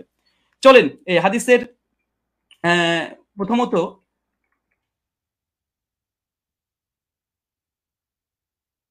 আচ্ছা, প্রথম হচ্ছে যে দলিলটা পেশ করেছেন মুনকাতি হাদিস, এই হাদিস নাকি মুরসাল তিনি অস্বীকার করেছেন, ইনকারের সনদ বিচ্ছিন্ন। অথচ আমরা দেখছি, দেখেন এটা হচ্ছে আসরুস সুনান, আল্লামা নিমবি হানাফি তার একটি কিতাব, তার আসরুস সুনানের 779 নম্বর হাদিসে দেখেন ইয়াহিয়া সাইদ থেকে ওই রিওয়ায়াতটা এসেছে যেটা উস্তাদ জি মুসান্নাফ ইবনে আবি শাইবা থেকে পড়েছেন। হাদিসটা নিয়ে আসার পরে বলছে ও ইসনাদুহু মুরসাল, তিনি পরিষ্কার দাবি করছেন যে এই সনদ হচ্ছে ইনকেতা ঘটেছে, সনদের মধ্যে বিচ্ছিন্ন ঘটেছে। ইয়াহিয়া সাইদ আল কাত্তান রাহিমাহুল্লাহ তিনি ওমর বিন খাত্তাবের জামানা পাই নাই, আর তিনি এটাকে পুরোটাকে অস্বীকার করে দিলেন। আমি এটা খুব আশ্চর্য হয়েছি। তারপরে যদিও তিনি এখানে কবিন শব্দটা লিখে দিয়েছেন যে যদিও মুরসাল সূত্র বিচ্ছিন্ন তবে নাকি শক্তিশালী। আর একটা প্রশ্ন যুক্ত হয়ে গেল, উস্তাদজিকে বলবো হাদিস সহিহ হওয়ার জন্য কয়টা শর্ত। সমস্ত মুসলিম উম্মার ইজমা আছে হাদিস সহিহ হওয়ার জন্য 5টা শর্ত, এবং প্রথম যে শর্ত সেটা সনদ মানে একদম মুত্তাসিল হতে হবে, সনদের মধ্যে কোনো যেন বিচ্ছিন্নতা না ঘটে, কোনো ইনকেতা না ঘটে, সূত্র যেন বিচ্ছিন্ন না হয়। এর চেয়ে হাদিস সহিহ হওয়ার জন্য এটা হচ্ছে ইজমাই শর্ত। সে হানাফি বলেন, আহলে হাদিস, শাফি, মালিকি যেই বলেন, সমস্ত উম্মত একমত হাদিস 5টা শর্তে সহিহ হয়। প্রথম শর্ত হচ্ছে ইত্তেসাল হতে হবে, মুত্তাসিল হতে হবে, সনদ যেন একদম কোনো মাঝখান থেকে চেন যেন ব্রেক না করে। অবাক হলাম, তিনি এই হাদিস একটা মুরসাল হাদিস তিনি নিজে প্রথমে স্বীকার করে নিয়েছেন কয়েকবার, আবারও স্বীকার করতেও যাচ্ছেন না। অথচ এখানে আসরুস সুনানে আল্লামা নিউভি হানাফি রাহিমাহুল্লাহ তিনি পরিষ্কার দাবি করে নিয়েছেন এই হাদিসের মধ্যে ইনকেতা ঘটেছে, এটা মুরসাল হাদিস, সূত্র বিচ্ছিন্ন হাদিস, তবে কওয়িন, তবে সনদের যে রাবিগুলো আছে এরা শক্তিশালী। হাদিস সহিহ হওয়ার জন্য যেহেতু রিজাল শাস্ত্রের আলোকে এবং হাদিস শাস্ত্রের আলোকে আমাদের দলিল উপস্থাপন করতে হবে। তো হাদিস সহিহ হওয়ার জন্য ওস্তাদ দেখেছি আমার জানার জন্য প্রশ্ন, বিনয়ের সঙ্গে প্রশ্ন, মানে মুত্তাসিল হওয়া এটা শর্ত কি, শর্ত একটু জানাবেন 5টা শর্তের মধ্যে। আর এই সনদের মধ্যে যে মুত্তাসিল, এই সনদের মধ্যে বিচ্ছিন্নতা ঘটেনি, এটা প্রমাণ পেশ করবেন। চলুন এই দেখেন ইয়াহিয়া সাইদ আল আনসারীর এই বর্ণনাকে বাংলাদেশের জগৎ বিখ্যাত আমাদের আলী হোসেন ওসামা জিরো উস্তাদ জি হবে আমার জানা মতে, না হলেও রুহানি উস্তাদ হবে। দলিশ নামাজের মাসাল এই বইটা মোটামুটি 4 জন আলেম মিলে লিখেছে, এক মৌলানা তাহিদুল মাওলা, আব্দুল মালিক সাহেব, আব্দুল মতিন সাহেব এবং আবু আকাস মৌলানা, 4 জন মিলে বইটাকে রচনা করেছে। এই তারাবির মাসালাতে 410 নম্বর এবং 411 নম্বর পৃষ্ঠাতে এই দলিলটা নিয়ে এসেছে। নিয়ে আসার পরে এই দলিলটাকে সামনে রেখে তিনি বলছেন যে মুসান্নাফের এই দলিলটা, এই বর্ণনাটির সনদ সহি, তবে ইয়াহিয়া সাইদ যেহেতু হযরত ওমরের যুগ পাননি, আবার কার কাছ থেকে শুনেছেন তাও বলেনি, এই কারণে এটিকে মুনকাতি সূত্র বিচ্ছিন্ন বলা হয়। তার মানে আমাদের 4 জন সহ লেখা দলিল সহ নামাজের মাসাল এ বইটা, মানে আমরা 5 জনের মত পেয়ে গেলাম মোটামুটি, যে হানাফি ভাইদের এবং দেওবন্দীদের ঘরনারী এই সনদকে মুনকাতি সূত্র বিচ্ছিন্নটা স্বীকার করে নিয়েছে। যদি এরা যদি মূর্খ হয়, আল্লাহু আলাম বিসওয়াব, হতে পারে, আমি এখানে কোনো কমেন্ট করব না। তারপরে তিনি ওসামা উস্তাদজি তিনি যে কথাগুলো বলেছেন টেনে হিসড়ে হাদিসটাকে আবার মানে হাসান করার চেষ্টা করছে, তো মূল কথা সনদের মধ্যে বিচ্ছিন্নতা ঘটেছে এবং হাদিসটার মধ্যে ইনকেতা ঘটেছে। আর বারবার উস্তাদজি বলছে হাদিসটা মুরসাল, আসলে হাদিসটা মুরসাল না মুনকাতে, কারণ এই হাদিসটা মুরসাল হলে নবীর দিকে নিসবত হতো, যখন নবীর দিকে নিসবত না, এটা ওমরের দিকে নিসবত হয়েছে যে ওমর আদেশ করেছে, তা হাদিসটা মুরসাল নয়, বরং এখানে ইনকেতা বলাটাই বেশি যৌক্তিক। মুনকাতি এই হাদিস, তার জন্য এখানে আরেকটা পয়েন্ট দেখে নিন। মুনকাতে হাদিসের ব্যাপারে উস্তাদজি অনেকগুলোই দলিল উপস্থাপন করলেন এবং বিভিন্ন আলেমদের ফতোয়া তিনি নকল করে বোঝানোর চেষ্টা করছিলেন বারবার, যে দেখেন মুনকাতে হাদিসকে অনেকে হাদিসে বা মুরসাল হাদিসকে অনেকেই সহিহ বলার চেষ্টা করছে, এমনকি শেখ আলবানিও বলার চেষ্টা করেছে, তিনি দলিল উপস্থাপন করেছেন। দেখেন এটা তাইসুল মুস্তাহুল হাদিস, এটা হানাফি আলেম সকলেই মানে, এটা বাংলাদেশ থেকে কওমি ঘরানার তারাই ছাপিয়েছে বইটা, রকমারিতে অ্যাভেলেবেল পেয়ে যাবেন। এখানে দেখেন মুনকাতে হাদিসের উদাহরণ একটা দেওয়ার পরে বলছে মুনকাতে হাদিসের হুকুম কি, বলছে উলামায়ে কেরাম এ বিষয়ে একমত, মানে ইজমা দাবি করছে। বিলুপ্ত রাবি অবস্থা অজ্ঞতা থাকার কারণে মুনকাতে হাদিস জয়ীফ হিসেবে গণ্য।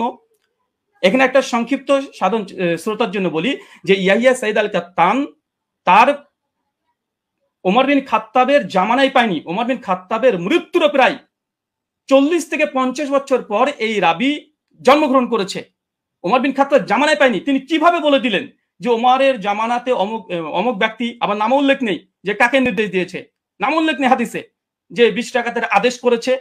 এখন যদি কেউ দাবি করে যে পাকিস্তানি আমলে ব্রিটিশদের সঙ্গে অমুক ব্যক্তি এবিসি ও দালালি করেছে, আজকের যুগের কোনো মানুষ যদি দাবি করে দেয় অথবা তার যুগও আমি পাইনি, পাকিস্তানি আমল আমি পাইনি, যে দাবি করে দেয়, এ দাবিটা কেমন যৌক্তিক হতে পারে? ঠিক এই হাদিসের সঙ্গে সেটাই ঘটেছে। যিনি বর্ণনা করছেন ওনার সঙ্গে ওমর বিন খাত্তাবের জামানায় তিনি পাননি, ওমর বিন খাত্তাবের মৃত্যুর প্রায় 40 থেকে 50 বছর পর এই ব্যক্তি জন্মগ্রহণ করা হচ্ছে। আর মুনকাতে হাদিসের, এটা মুস্তালাহুল হাদিসের স্পষ্ট দলিল এখানে বিদ্যমান যে মুনকাতে হাদিস এটা জয়ীফ হয়। আচ্ছা, এরপর একটা দেখেন মুরসাল হাদিস বিষয়েও এই মুস্তালাহুল হাদিসের মধ্যে আসছে পরিষ্কার ভাবে, কি বলছে দেখেন, উসুলবিদের দৃষ্টিতে মুরসাল এর অর্থ ব্যাপক, তাদের নিকটে প্রতিটি মুনকাতি রিওয়ায়াত মুরসাল, মানে এটা ইস্তাহাল হিসাবে অনেকেই মুনকা থেকে মুরসাল ব্যবহার করে ইস্তাহাল হিসাবে, কিন্তু হুকুম হিসাবে নয়। এরপর বলছে দেখেন, সনদের যে কোনো স্তর থেকে রাবি বাদ পড়ুক না কেন, খতিব বাগদাদির অভিমত হচ্ছে এটা। এরপরে হুকুম বলছে, কি বলছে দেখেন, যে প্রকৃতপক্ষে মুরসাল হাদিসে জয়ীফ, যদি উস্তাদজি এটা অস্বীকার করতেন না এটা মুনকাতে হাদিস না, এটা মুরসাল হাদিস, যদি অস্বীকার করে দিয়েছিলেন, তাদের ঘর থেকে দেখানো হচ্ছে হাদিসটা তারা মুনকাতে স্বীকার করে নিয়েছে, দৈশন নামাজের মাসালাতে মুনকাতে স্বীকার করেছে, আর আসারুস সুন্নাতে নিমবি তিনি মুরসাল স্বীকার করে নিয়েছেন। আচ্ছা, তারপরেও যদি ওসামা সাহেব বারবার এটাকে মুরসাল এটা অস্বীকার করেও এটা নিয়েই বারবার আলোচনা করে, মুরসাল হাদিসের ব্যাপারে হুকুম কি দিচ্ছে দেখেন, যে প্রকৃতপক্ষে মুরসাল হাদিসের জয়ীফ এবং বর্জনীয়, পরিষ্কার। আচ্ছা চলেন, এটা সহিহ মুসলিম মুকদ্দমা উঠে দেখবেন, এটা ইসলামিক সেন্টার থেকে ছাপানো, আরবিটাও আপনারা ভালোভাবে পড়তে পারবেন। এবং এখানে ইমাম মুসলিম রাহিমাহুল্লাহ তিনি পরিষ্কার মুরসাল হাদিসের একটা বাব কায়েম করেছে, বাব কায়েম করার পরে ইমাম মুসলিম সহিহ মুসলিম রচনার পূর্বে মুকদ্দমা শুধু রাসূলের হাদিস দিয়ে তিনি একদম পালাতে রেখেছেন, তার মধ্যে মুরসাল আলোচনা করতে গিয়ে তিনি বলছেন যে মুরসাল রিওয়ায়াত হাদিস সময়ের ব্যাপারে আমাদের মুহাদ্দিসদের মানে মুহাদ্দিসগণের কেরামের অভিমত হচ্ছে মুরসাল হাদিস হুজ্জাত দলিল হিসেবে পরিগণিত হবে না। মানে কোন হাদিসের সনদের মধ্যে যদি বিচ্ছিন্ন ঘটে, যেটা আমাদের উস্তাদ যে আজকে দলিল পেশ করেছে, তাহলে সেটা কোনোভাবে হিসেবে গ্রহণযোগ্য নয়। সর্বশেষে বলছে ফলে তা মুরসাল হওয়ার সম্ভাবনাই আমাদের নিকটে হুজ্জত বা দলিল হিসেবে পরিগণিত হবে না। এবং ইমাম মুসলিম রাহিমাহুল্লাহ তিনি বলছেন মুরসাল হাদিস হোক, সনদ যদি বিচ্ছিন্ন ঘটে যায়, এই হাদিস সহিহ নয়, এটা বর্জনীয়, এটা যায়িফ, এটা মারদুদ। এবং হাদিস সহিহ অর্জনের যে 5টা শর্ত, ইজমা আছে, এরপরে ইজমা দাবি করলাম, ইজমা আছে। প্রথম শর্ত হচ্ছে যে মুত্তাসিল হতে হবে। আচ্ছা, এখানে দেখেন উনি আলবানী রাহিমাহুল্লাহর এই সুলাইমান আর তাউসের একটা রিওয়ায়াত নিয়ে এসে বলছেন যে আলবানী দেখো তোমাদের ঘরে আলবানী একটা মুরসাল হাদিসকে হুজ্জাত গ্রহণ করে নিয়েছে। আমি একই টিট ফর ট্যাট দিয়ে দিলাম উস্তাদজিকে যে দেখেন আপনাদের দলিল নামাজের মাসাল বইয়ে আহলে হাদিসদের একটা দলিল খণ্ডন করতে গিয়ে এখানে মৌলানা আব্দুল মালিক সাহেব, আব্দুল মতিন সাহেব, তামহিদুল মাওলা সাহেব, আরো 4 জন বড় বড় বিজ্ঞ ওলামা, তারা কি বলছে, এই হিসাবে সুলাইমান ও তাউসের মাঝে আরেকটি বিচ্ছিন্নতা সৃষ্টি হয়েছে, মানে সূত্র বিচ্ছিন্ন হয়েছে, যার কারণে হাদিসটা হাসান মানে সহিহ তদুর কিবা হাসান হওয়া দুষ্কর হয়ে পড়েছে। এটা আমাদের দেওবন্দি বাংলাদেশি ওলামা মাশায়েখ যারা আছেন, বিশেষ করে কওমি ঘরানার, তাদের যারা লিখেছে ওটা একদম সকলে মাথার ওপরে তারা। তা আলবানী যেমন দলিল দিয়েছিল, আমি পাল্টা একটা দলিল দিয়ে দিলাম। আচ্ছা, এই এই হচ্ছে। আচ্ছা, এখানে আরেকটা দলিল তিনি যেহেতু ইয়ে সাইদ আল আনসারি থেকে একটা হাদিস মাত্র দিয়েছে, তবে বিন বাজ রাহিমাহুল্লাহ ফতোয়া পড়তে গিয়ে তিনি আরেকটা রিওয়ায়াত পেশ করেছেন, সেটা হচ্ছে ইয়াজিদ বিন রোমান থেকে। দেখেন 2 নম্বর যে দলিলটা দিয়েছে একই অবস্থা। ইয়াজিদ বিন রোমানের দলিলটাও এটাও ইনকেতা, সনদ বিচ্ছিন্ন হয়েছে। এবং আমার চ্যালেঞ্জ ছিল উস্তাদজিকে, বা আমার অনুরোধ ছিল যে উস্তাদজি এমন একটা দলিল পেশ করবেন যার মধ্যে কোনো বিচ্ছিন্নতা ঘটেনি, কোনো ইরসাল হয়নি, এবং এমন একটা হাদিস পেশ করলেন যে হাদিসে কাকে যে আদেশ করা হয়েছে তার নাম উল্লেখ নেই, অথচ মুয়াত্তা মালিক আলহামদুলিল্লাহ সনদের মধ্যে কোনো ইরসাল নেই, ইনকেতা ঘটেনি, সনদের মধ্যে কোনো রাবির উপরে জাররা পরিমাণে কোনো জারা নেই, সনদে কোন ব্যক্তিকে কোন সাহাবী ওমর বিন খাত্তাব 8 টাকা তারাবির আদেশ করেছে সেটাও মজুদ আছে আলহামদুলিল্লাহ। কিন্তু আমাদের উস্তাদজি 15 মিনিট সময় নিয়ে তিনি মাত্র একটা দলিল পেশ করেছেন, বিন বাজের ফতোয়াতে এই ইয়াজিদ বিন রোমানের এর অর্থে চলে এসেছে। এটাই একই অবস্থা। কি বলছেন দেখেন, 200 নামাজের মাসালাতেই বলছে, কি বলছে, এটিও একজন তাবিজ সাক্ষ্য, মুহাদ্দিসগণের পরিভাষা অনুযায়ী বা এটাকে মুনকাতি মুরসাল বলা হয়, কারণ ইয়াজিদ ইবনে রোমান হযরত ওমরের যুগ পাননি। একই সমস্যা, এটাকে যঈফ বলা উচিত নয়। তারপরে মাসলাকে আহনাফের নিকটে যেহেতু মুরসাল হাদিস হুজ্জাত, যঈফ হাদিস হুজ্জাত, ফজিলতের ক্ষেত্রে যঈফ হাদিস হুজ্জাত, তার মানে এখান থেকে বোঝা গেল যে আহলে হাদিসরা যে দলিল পেশ করেছে আলহামদুলিল্লাহ এর মধ্যে কোনো বিচ্ছিন্নতা নেই। আমাদের হানাফি ভাইদের পক্ষ থেকে যে দলিলটা আমরা পেয়েছি প্রথম পর্বেই, কারণ প্রথম দলিল মানে মজবুত দলিল দেয় মানুষ, প্রথম যেটা দেয় সেটা মজবুতই দেয়, কিন্তু দুর্ভাগ্য সনদের মধ্যে বিচ্ছিন্নতা ঘটে গেছে, সনদের মধ্যে ইনকেতা ঘটে গেছে, মাকড়সার জালের মতো দুর্বল একটা সনদ দিয়ে এটাকে আজকে দাবি হিসাবে দলিল পেশ করা, ওস্তাদজির কাছে আমি বিষয়টা একটু কেমন ভাবে মনে হচ্ছে, যেটা কেমন ঘটে গেল যে প্রথম সনদেই এরকম একটা ঘটনা ঘটে যাবে। আচ্ছা, 2 নম্বর, আমার উস্তাদজি জাস্ট 2টো দলিলই পেশ করেছে তার প্রেজেন্টেশনে, 2টো দলিল এখানে আমি খণ্ডন করেছি। তাছাড়া তিনি আদার্স যে কথা না, তিনি তেমন কোনো কথা বলেনি, 2টো হাদিস নিয়ে। আর মুনকাতে হাদিস হুজ্জাত বা মুরসাল হাদিস হুজ্জাত, তিনি এই বিষয়ে কথা বলতে চেয়েছেন। আমিও দেখিয়েছি যে ইমাম মুসলিমের নিকটে মুরসাল মুনকাতে হাদিস মানে গ্রহণযোগ্য নয়। তাছাড়া দলিল নামাজের মাসালাতে স্বয়ং আব্দুল মতিন সাহেব একটা সূত্র বিচ্ছিন্ন হওয়ার কারণে আহলেসের একটা দলিলকে বাতিল ঘোষণা করে দিয়েছে, হাসান হওয়া দুষ্কর বলে দিয়েছে। আর তৃতীয়ত মুস্তালাহুল হাদিসের গ্রন্থে যেগুলো লেখা আছে যে মুনকাতে হাদিস বা মুরসাল হাদিস সূত্র বিচ্ছিন্নতা হওয়ার কারণে কার কাছ থেকে শুনেছে এটা যেহেতু আমাদের কাছে জানা নেই, এই জন্য এই হাদিসটা মুহাদ্দিসদের নিকটে এটা যঈফ, এটা মারদুদ। এবং আমি একটা প্রশ্ন করে দিয়েছি ওস্তাদ, যে এটা এড়িয়ে যাবেন না, যেহেতু এবার রিবার্টাল সেশন আপনার এড়িয়ে যাবেন না, 8টা প্রশ্ন আপনার মানে কাঁধের উপরে আছে, এবং যেই মানে আমি চেয়েছি যেমন ভাবে তলব করেছি দেওয়ার চেষ্টা করবেন, এবং হাদিস সহিহ হওয়ার জন্য সনদ মুত্তাসিল হওয়া প্রয়োজন কি প্রয়োজন না, এটা প্লিজ দিয়ে আলোচনা শুরু করবেন। আমি আবার আপনাকে 1.5 মিনিট আগে ছেড়ে দিলাম, কেন আপনি জাস্ট 2টো দলিল পেশ করেছেন। শুকরিয়া, ধন্যবাদ, জাযাকাল্লাহু খায়রান, বারাকাল্লাহু ফিকুম। জি ব্রাদার রাহুল হোসেন, আপনাকে অনেক অনেক ধন্যবাদ। খণ্ডন পর্বে আপনি আপনার প্রথম আলোচনাটি শেষ করেছেন, যথাসময়ে শেষ করেছেন এবং আগেই শেষ করেছেন। যেহেতু আমি চলে যাব খণ্ডনের দ্বিতীয় আলোচক যিনি মুফতি শেখ আলী হাসান ওসামা আপনার কাছে, এবং আপনি বললে আমি আপনার টাইমটা শুরু করে দেব। জি, একটু দর্শকদের উদ্দেশ্যে বলবো, দর্শক যারাই দেখছেন অবশ্যই প্রোগ্রামটি শেয়ার করে অন্যকে দেখার জন্য সুযোগ করে দিবেন ইনশাআল্লাহ। জি আলী হাসান ওসামা আপনার কাছে যাচ্ছি, আপনি বললে আমি টাইমটা শুরু করব। জি, শোনা যাচ্ছে আমাকে? হ্যাঁ, আপনাকে ক্লিয়ার শোনা যাচ্ছে। আচ্ছা, জি শুরু করতে পারেন। জি 7 7 8 9 10 সেকেন্ড। জি ওকে। হামিদান মুসাল্লিয়ান মুসাল্লিমা আম্মা বাদ। শাস্ত্রীয় ব্যক্তি ছাড়া আসলে শাস্ত্রীয় আলোচনাটা একটু জটিল ব্যাপারই, যে যতটুকু পরে তার আলোকে গোটা দুনিয়াটাকে মূল্যায়ন করে। তো আমরা যে আলোচনাগুলো করেছি সবগুলো শাস্ত্রীয় মূলনীতিকে উনি এড়িয়ে গিয়ে আমাদের ব্রাদার রাহুল ভাই তিনি হলো অন্যান্য এদিক সেদিকের কথা টেনে, এবং মজার একটা ব্যাপার হলো উনি কি বলবেন আমরা মোটামুটি সবই এক থেকে আইডিয়া করতে পেরেছি, লেকিন আমি যেগুলো বলেছি এটা হয়তো ওনার আনকমন পড়ে গেছে, উনি যার কারণে বিষয়গুলো স্কিপ করে গেছেন। হাতে সময় ছিল তিনি খণ্ডন করতে পারতেন, তো কি কি স্কিপ করেছেন আর এই খণ্ডন পর্বে যে অসঙ্গতি গুলো বলেছেন এটা নিয়ে তো আমি নেক্সট পর্বে আলোচনা করবো। আগে ওনার কেস প্রেজেন্টেশনের মধ্যে উনি যে কথাগুলো বলেছেন আমরা সেটার মূল্যায়নে আসি। একটা কথা তো তিনি গর্বের সাথে বললেন যে হাদিস সহিহ হওয়ার জন্য 5টা শর্তের ব্যাপারে ইজমা আছে, যে অবশ্যই একমত, ইজমা আছে।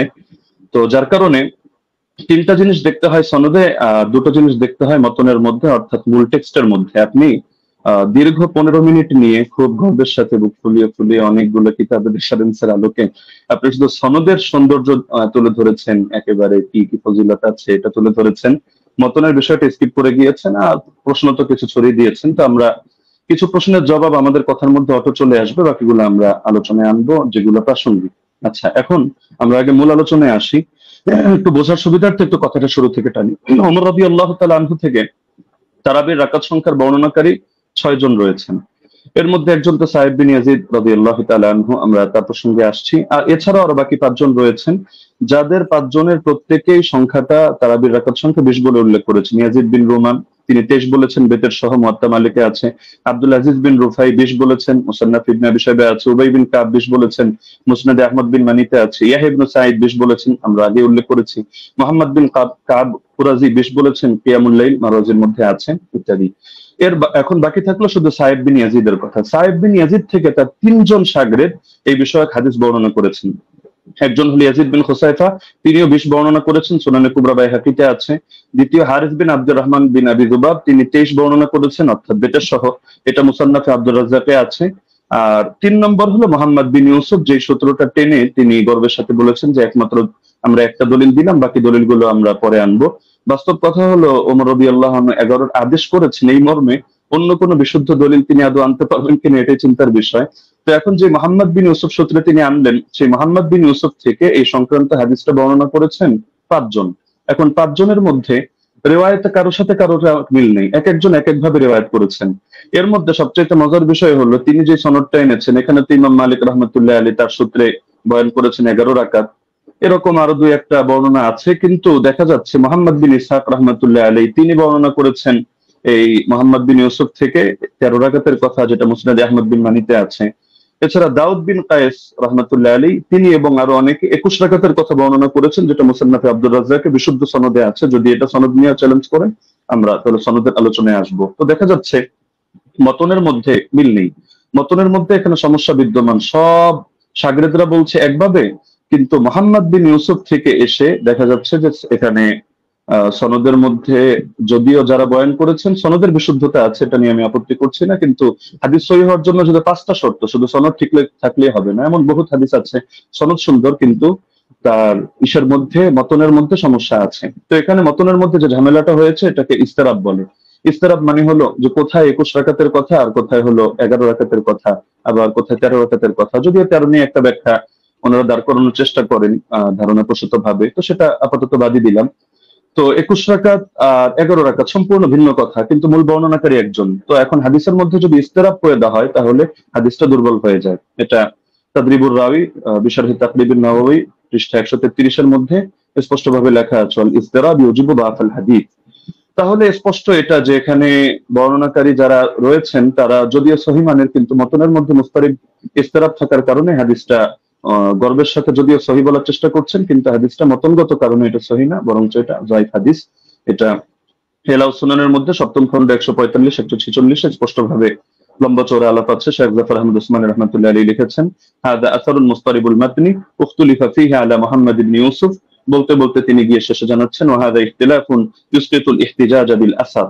এই জাতীয় ইস্তেরাব থাকলে এটা আসর দিয়ে আর দলিল দেওয়া যায় না, এটা দলিল অযোগ্য হয়ে যায়। তো এখানে ভুলটা কে করেছেন? ভুলটা মূলত ইমাম মালিকও করেননি, ইয়াহইয়া ইবনে সাঈদ ফাত্তানও করেননি। ভুলটা হয়েছে এখানে অসঙ্গতিটা প্রকাশ পেয়েছে মোহাম্মদ বিন ইউসুফ থেকে। যদিও তিনি উচ্চ পর্যায়ের রাবী, কোনো সন্দেহ নেই, কিন্তু এক এক সময় তিনি এক এক ভাবে বয়ান করেছেন। তো যার কারণে জিনিসটা এটা দুর্বলে প্রমাণিত হয়ে গিয়েছে। আচ্ছা, দ্বিতীয় পয়েন্ট হলো যে হাদিসের বর্ণনাকারী যারা, তাদের আমলই তো এর খেলাফ। ইমাম মালিক রাহমাতুল্লাহ আলাইহি আমল দেখা যাচ্ছে যে তিনি 8 রাকাতের পক্ষে না। সাহেব বিন ইয়াজিদ তার আমলও এর খেলাফ। একইভাবে যাকে আদেশ করেছেন বলে তিনি উল্লেখ করলেন যে 2 জনের নামের মধ্যে উবাই বিন কাব রয়েছে, উবাই বিন কাবের ব্যাপারেও আছে যে না, তার আমলও এর খেলাফ। ইমাম মালিক রাহমাতুল্লাহ আলাইহি প্রসঙ্গে লম্বা-চওড়া আলোচনা করা যাবে তার মাযহাবের সরাসরি তার শাগরেদদের রেফারেন্স দিয়ে। এবং এর বাইরে যে মতগুলো প্রচারিত আছে, মূলত আমি সহজে বলে দিই যে তার থেকে 2টা মত আছে, এক হলো 20 রাকাতের কথা, এক হলো 36 রাকাতের কথা। 20 রাকাতের কথা ইমাম ইবনে আব্দুল বার রাহমাতুল্লাহি আলাইহি নকল করেছেন, এবং তার মাযহাবের কোন কিতাব যেমন দুসুকের মধ্যে, আনোয়ারের সাথিয়ার মধ্যে এটা আছে। বাকি 36 রাকাতের কথাটাই তার থেকে সবচেয়ে বেশি প্রসিদ্ধ এবং মুতাবার। তাহলে দেখা যাচ্ছে যে তার আমলের ব্যতিক্রম। এটা বিদায়াতুল মুস্তাহিদ 1 নম্বর খণ্ড 214 নম্বর পৃষ্ঠা উদাহরণ হিসেবে দেখা যেতে পারে। আরো প্রচুর রেফারেন্স আছে, প্রয়োজন হলে আমরা দেব। আচ্ছা, দ্বিতীয়ত হলো সাহেব বিন ইয়াজিদের আমল যে খেলাফ, এটা হলো বাইহাকি মারিফাতুস সুনান ওয়াল আসার কিতাবে 4th খণ্ড 42 নম্বর পৃষ্ঠা 5409 নম্বর রিওয়ায়াতে আছে। عن سعيد بن يزيد قال كنا نقوم في زمان عمر بن الخطاب ب20 ركعة والوتر। আমরা ওমরের জামানায় 20 রাকাত তারাবি পড়তাম এবং আমরা বিতর নামাজ আদায় করতাম। তাহলে দেখা যাচ্ছে তার আমলও এর খেলাফ। একইভাবে যাকে আদেশ করলেন সে উবাই বিন কাবের আমলও ছিল এর খেলাফ। এটা আল হাদিসুল মুখতারা জিয়া মাকদিসির গ্রন্থ 1161 নম্বর রিওয়ায়াত, সেখানে স্পষ্ট আছে আন উবাই ইবনে কাব আন্না উমারা আমারা উবাইয়ান আন ইউসাল্লিয়া বিন নাস ফি রমাদান। এই হাদিসের শেষে গিয়ে স্পষ্ট আছে ফাসাল্লা বিহিম 20 রাকাতান, তিনি মানুষদেরকে নিয়ে 20 রাকাত নামাজ আদায় করলেন। তাহলে এটা তো সম্ভব না, খলিফা তাকে আদেশ দিবে একটা আর তিনি খলিফার আদেশ লঙ্ঘন করে করবেন আরেকটা। তার মানে খলিফার আদেশই ছিল 20 রাকাত। তবে এটা মোহাম্মদ বিন ইউসুফ বলতে গিয়ে একাধিক জায়গায় এক এক রকম বলেছেন, এক জায়গায় তার থেকে কখনো 11 রাকাতের কথা এসেছে। আচ্ছা, মুসান্নাফে আব্দুর রাজ্জাক গ্রন্থের মধ্যে উবাই বিন কাবের এই রিওয়ায়াত আছে 7730 নম্বর হাদিস। সেখানেও দেখা যাচ্ছে যে আন্না উমর জামা আন-নাস ফি রমাদান আলা উবাই ইবনে কাব ওয়া আলা তামিম আদ-দারি আলা 21 রাকাতান। ওমর রাদিয়াল্লাহু আনহু উবাই বিন কাব এবং তামিম দারিকে মানুষকে নামাজ পড়ানোর দায়িত্ব দিয়েছেন 11 রাকাত 21 রাকাত। তাহলে এখানেও দেখা যাচ্ছে যে দাবিগুলো মিলছে না। তো এই জিনিসটা ব্রাদার রাহুল মানুক বা না মানুক ইমাম ইবনে তাইমিয়া রাহিমাহুল্লাহ মেনে নিয়েছেন। ثبت أن أبي بن كعب كان يقوم بالناس 20 ركعة في قيام رمضان ويوتر بثلاث। এটা প্রমাণিত যে উবাই বিন কাব রাদিয়াল্লাহু আনহু তিনি মানুষদেরকে নিয়ে রমাদানুল মুবারকের তারাবিতে 20 রাকাত নামাজ পড়তেন এবং 3 রাকাত বিতর আদায় করতেন। তাহলে ইমাম ইবনে তাইমিয়া রাহিমাহুল্লাহর বক্তব্য দ্বারা স্পষ্ট হয়ে যাচ্ছে। তো একটা মূলনীতি হলো, যদি বর্ণনাকারীর আমল তার বর্ণনার খেলাফ হয় তাহলে এর দ্বারা বোঝা যায় যে বর্ণনাটি আসলে এতে দুর্বলতা রয়ে গিয়েছে। আমালুর রাওয়ি আও ফাতওয়াহু বিখিলাফিল হাদিস আল্লাযী রাওয়াহু ইসকিতুল ইহতিজাজ বিল হাদিস।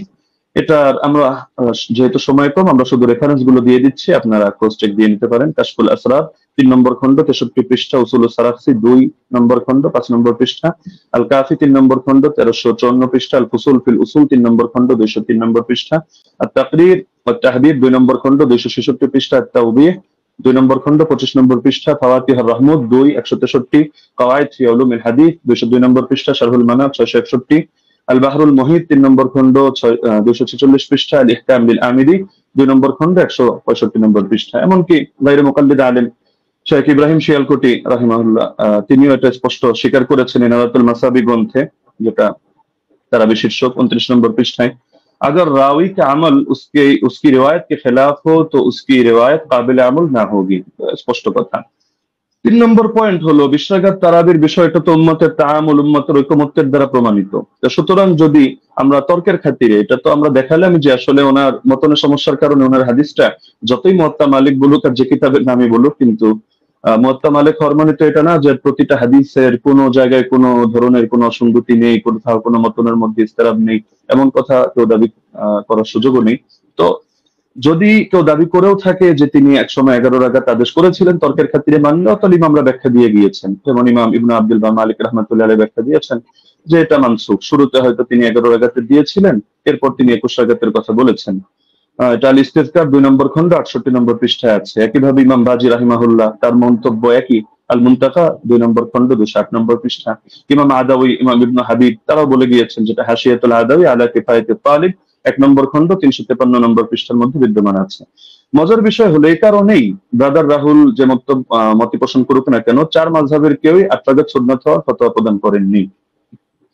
তো যার কারণে 4 মাযহাবের 4 ইমাম যখন আপনারা 20 রাকাতের মতামত দিচ্ছেন, বিশেষ করে ইমাম মালিক থেকে 2টা মত আছে, 20 আছে, 36 আছে, লেকিন এটা তো স্পষ্ট 8-এর কথা কেউ বলছেন না। এবং 8-এর নামে যেটা চালানো হয় সালাফি ভাইরা কেউ কেউ চালায়, তো সেটা প্রমাণিত না। কেন প্রমাণিত না এটা যদি চ্যালেঞ্জ করে আমরা উনি সেই রেফারেন্স টানলে জবাবে আসবো, না হলে শুধু শুধু জবাব দিয়ে সময় বাড়িয়ে লাভ নেই। তো মূলনীতি হলো ইমাম ইবনে রাজব হাম্বলি রাহমাতুল্লাহ আলাইহি লিখেছেন তার ফাদলুল ইলমিস সালাফ আলা ইলমিল খালাফ পৃষ্ঠা 83-এর মধ্যে, فأما ما اتفق على تركه فلا يجوز العمل به لأنهم ما تركوه إلا على علم أنه لا يعمل به। ইমামরা যদি একমত হয়ে যায় যে হাদিসটা এটা তরক করা হচ্ছে, অর্থাৎ তারা কেউ এর আগে ফতোয়া দিচ্ছেন না, আমল করছেন না, তাহলে সেটা আসলে মজবুত থাকে না এবং তার মধ্যে বিভিন্ন দুর্বলতা তৈরি হয়ে যায়, সেটা দলিলযোগ্য হয় না। কারণ এটাকেও সাদ বলে। সাদ কখনো সনদের দ্বারাও হয়, কখনো মতনের দ্বারাও হয়। তিনি তার কিতাব শারহুল ইলাল তিরমিজির মধ্যে 2 নম্বর খণ্ড 624 নম্বর পৃষ্ঠা, এই কিতাবগুলোর নাম তো অবশ্যই ব্রাদার রাহুল শোনার কথা, এই পৃষ্ঠাগুলো পড়েছেন কিনা আমি জানি না, না হলে আপনি প্রয়োজনে এগুলো চেক দিয়ে আপনি মন্তব্য করতে পারেন। যে তিনি লিখেছেন ওমা হুয়া শাযুল মাতনি কাল আহাদিস আল্লাতী সাহহাতিল আহাদিস বিখিলাফিহা ওয়া আজমাআত আইম্মাতুল উলামা আলাল কওলি বিগাইরিহা। যে হাদিসের ক্ষেত্রে দেখা যাচ্ছে যে উম্মতের আলেমদের মধ্যেও যারা ইমাম তারা এর বিপরীত ফতোয়া দিচ্ছেন, সেই ক্ষেত্রে সেই হাদিসের মতনকে শায হিসাবে বিবেচনা করা হয়। অর্থাৎ শায যদি কোনো হাদিসের মতনকে বলা হয় তাও সেটা সহিহ থাকে না। তাহলে দেখা যাচ্ছে যে যদি উনি পয়েন্ট বলেছেন অনেকগুলো এবং গর্বের সাথে বলেছেন, কিন্তু সবগুলো মিলে উনি সনদের আলোচনায় সীমাবদ্ধ থেকেছেন, মতনের আলোচনায় আসেননি। আমরা মতন থেকে কয়েকটা পয়েন্ট দেখালাম, আরো অনেক পয়েন্ট দেখানো সম্ভব। যে উনি যে হাদিসটা দেখিয়েছেন এটা মুস্তারিদ একটা হাদিস।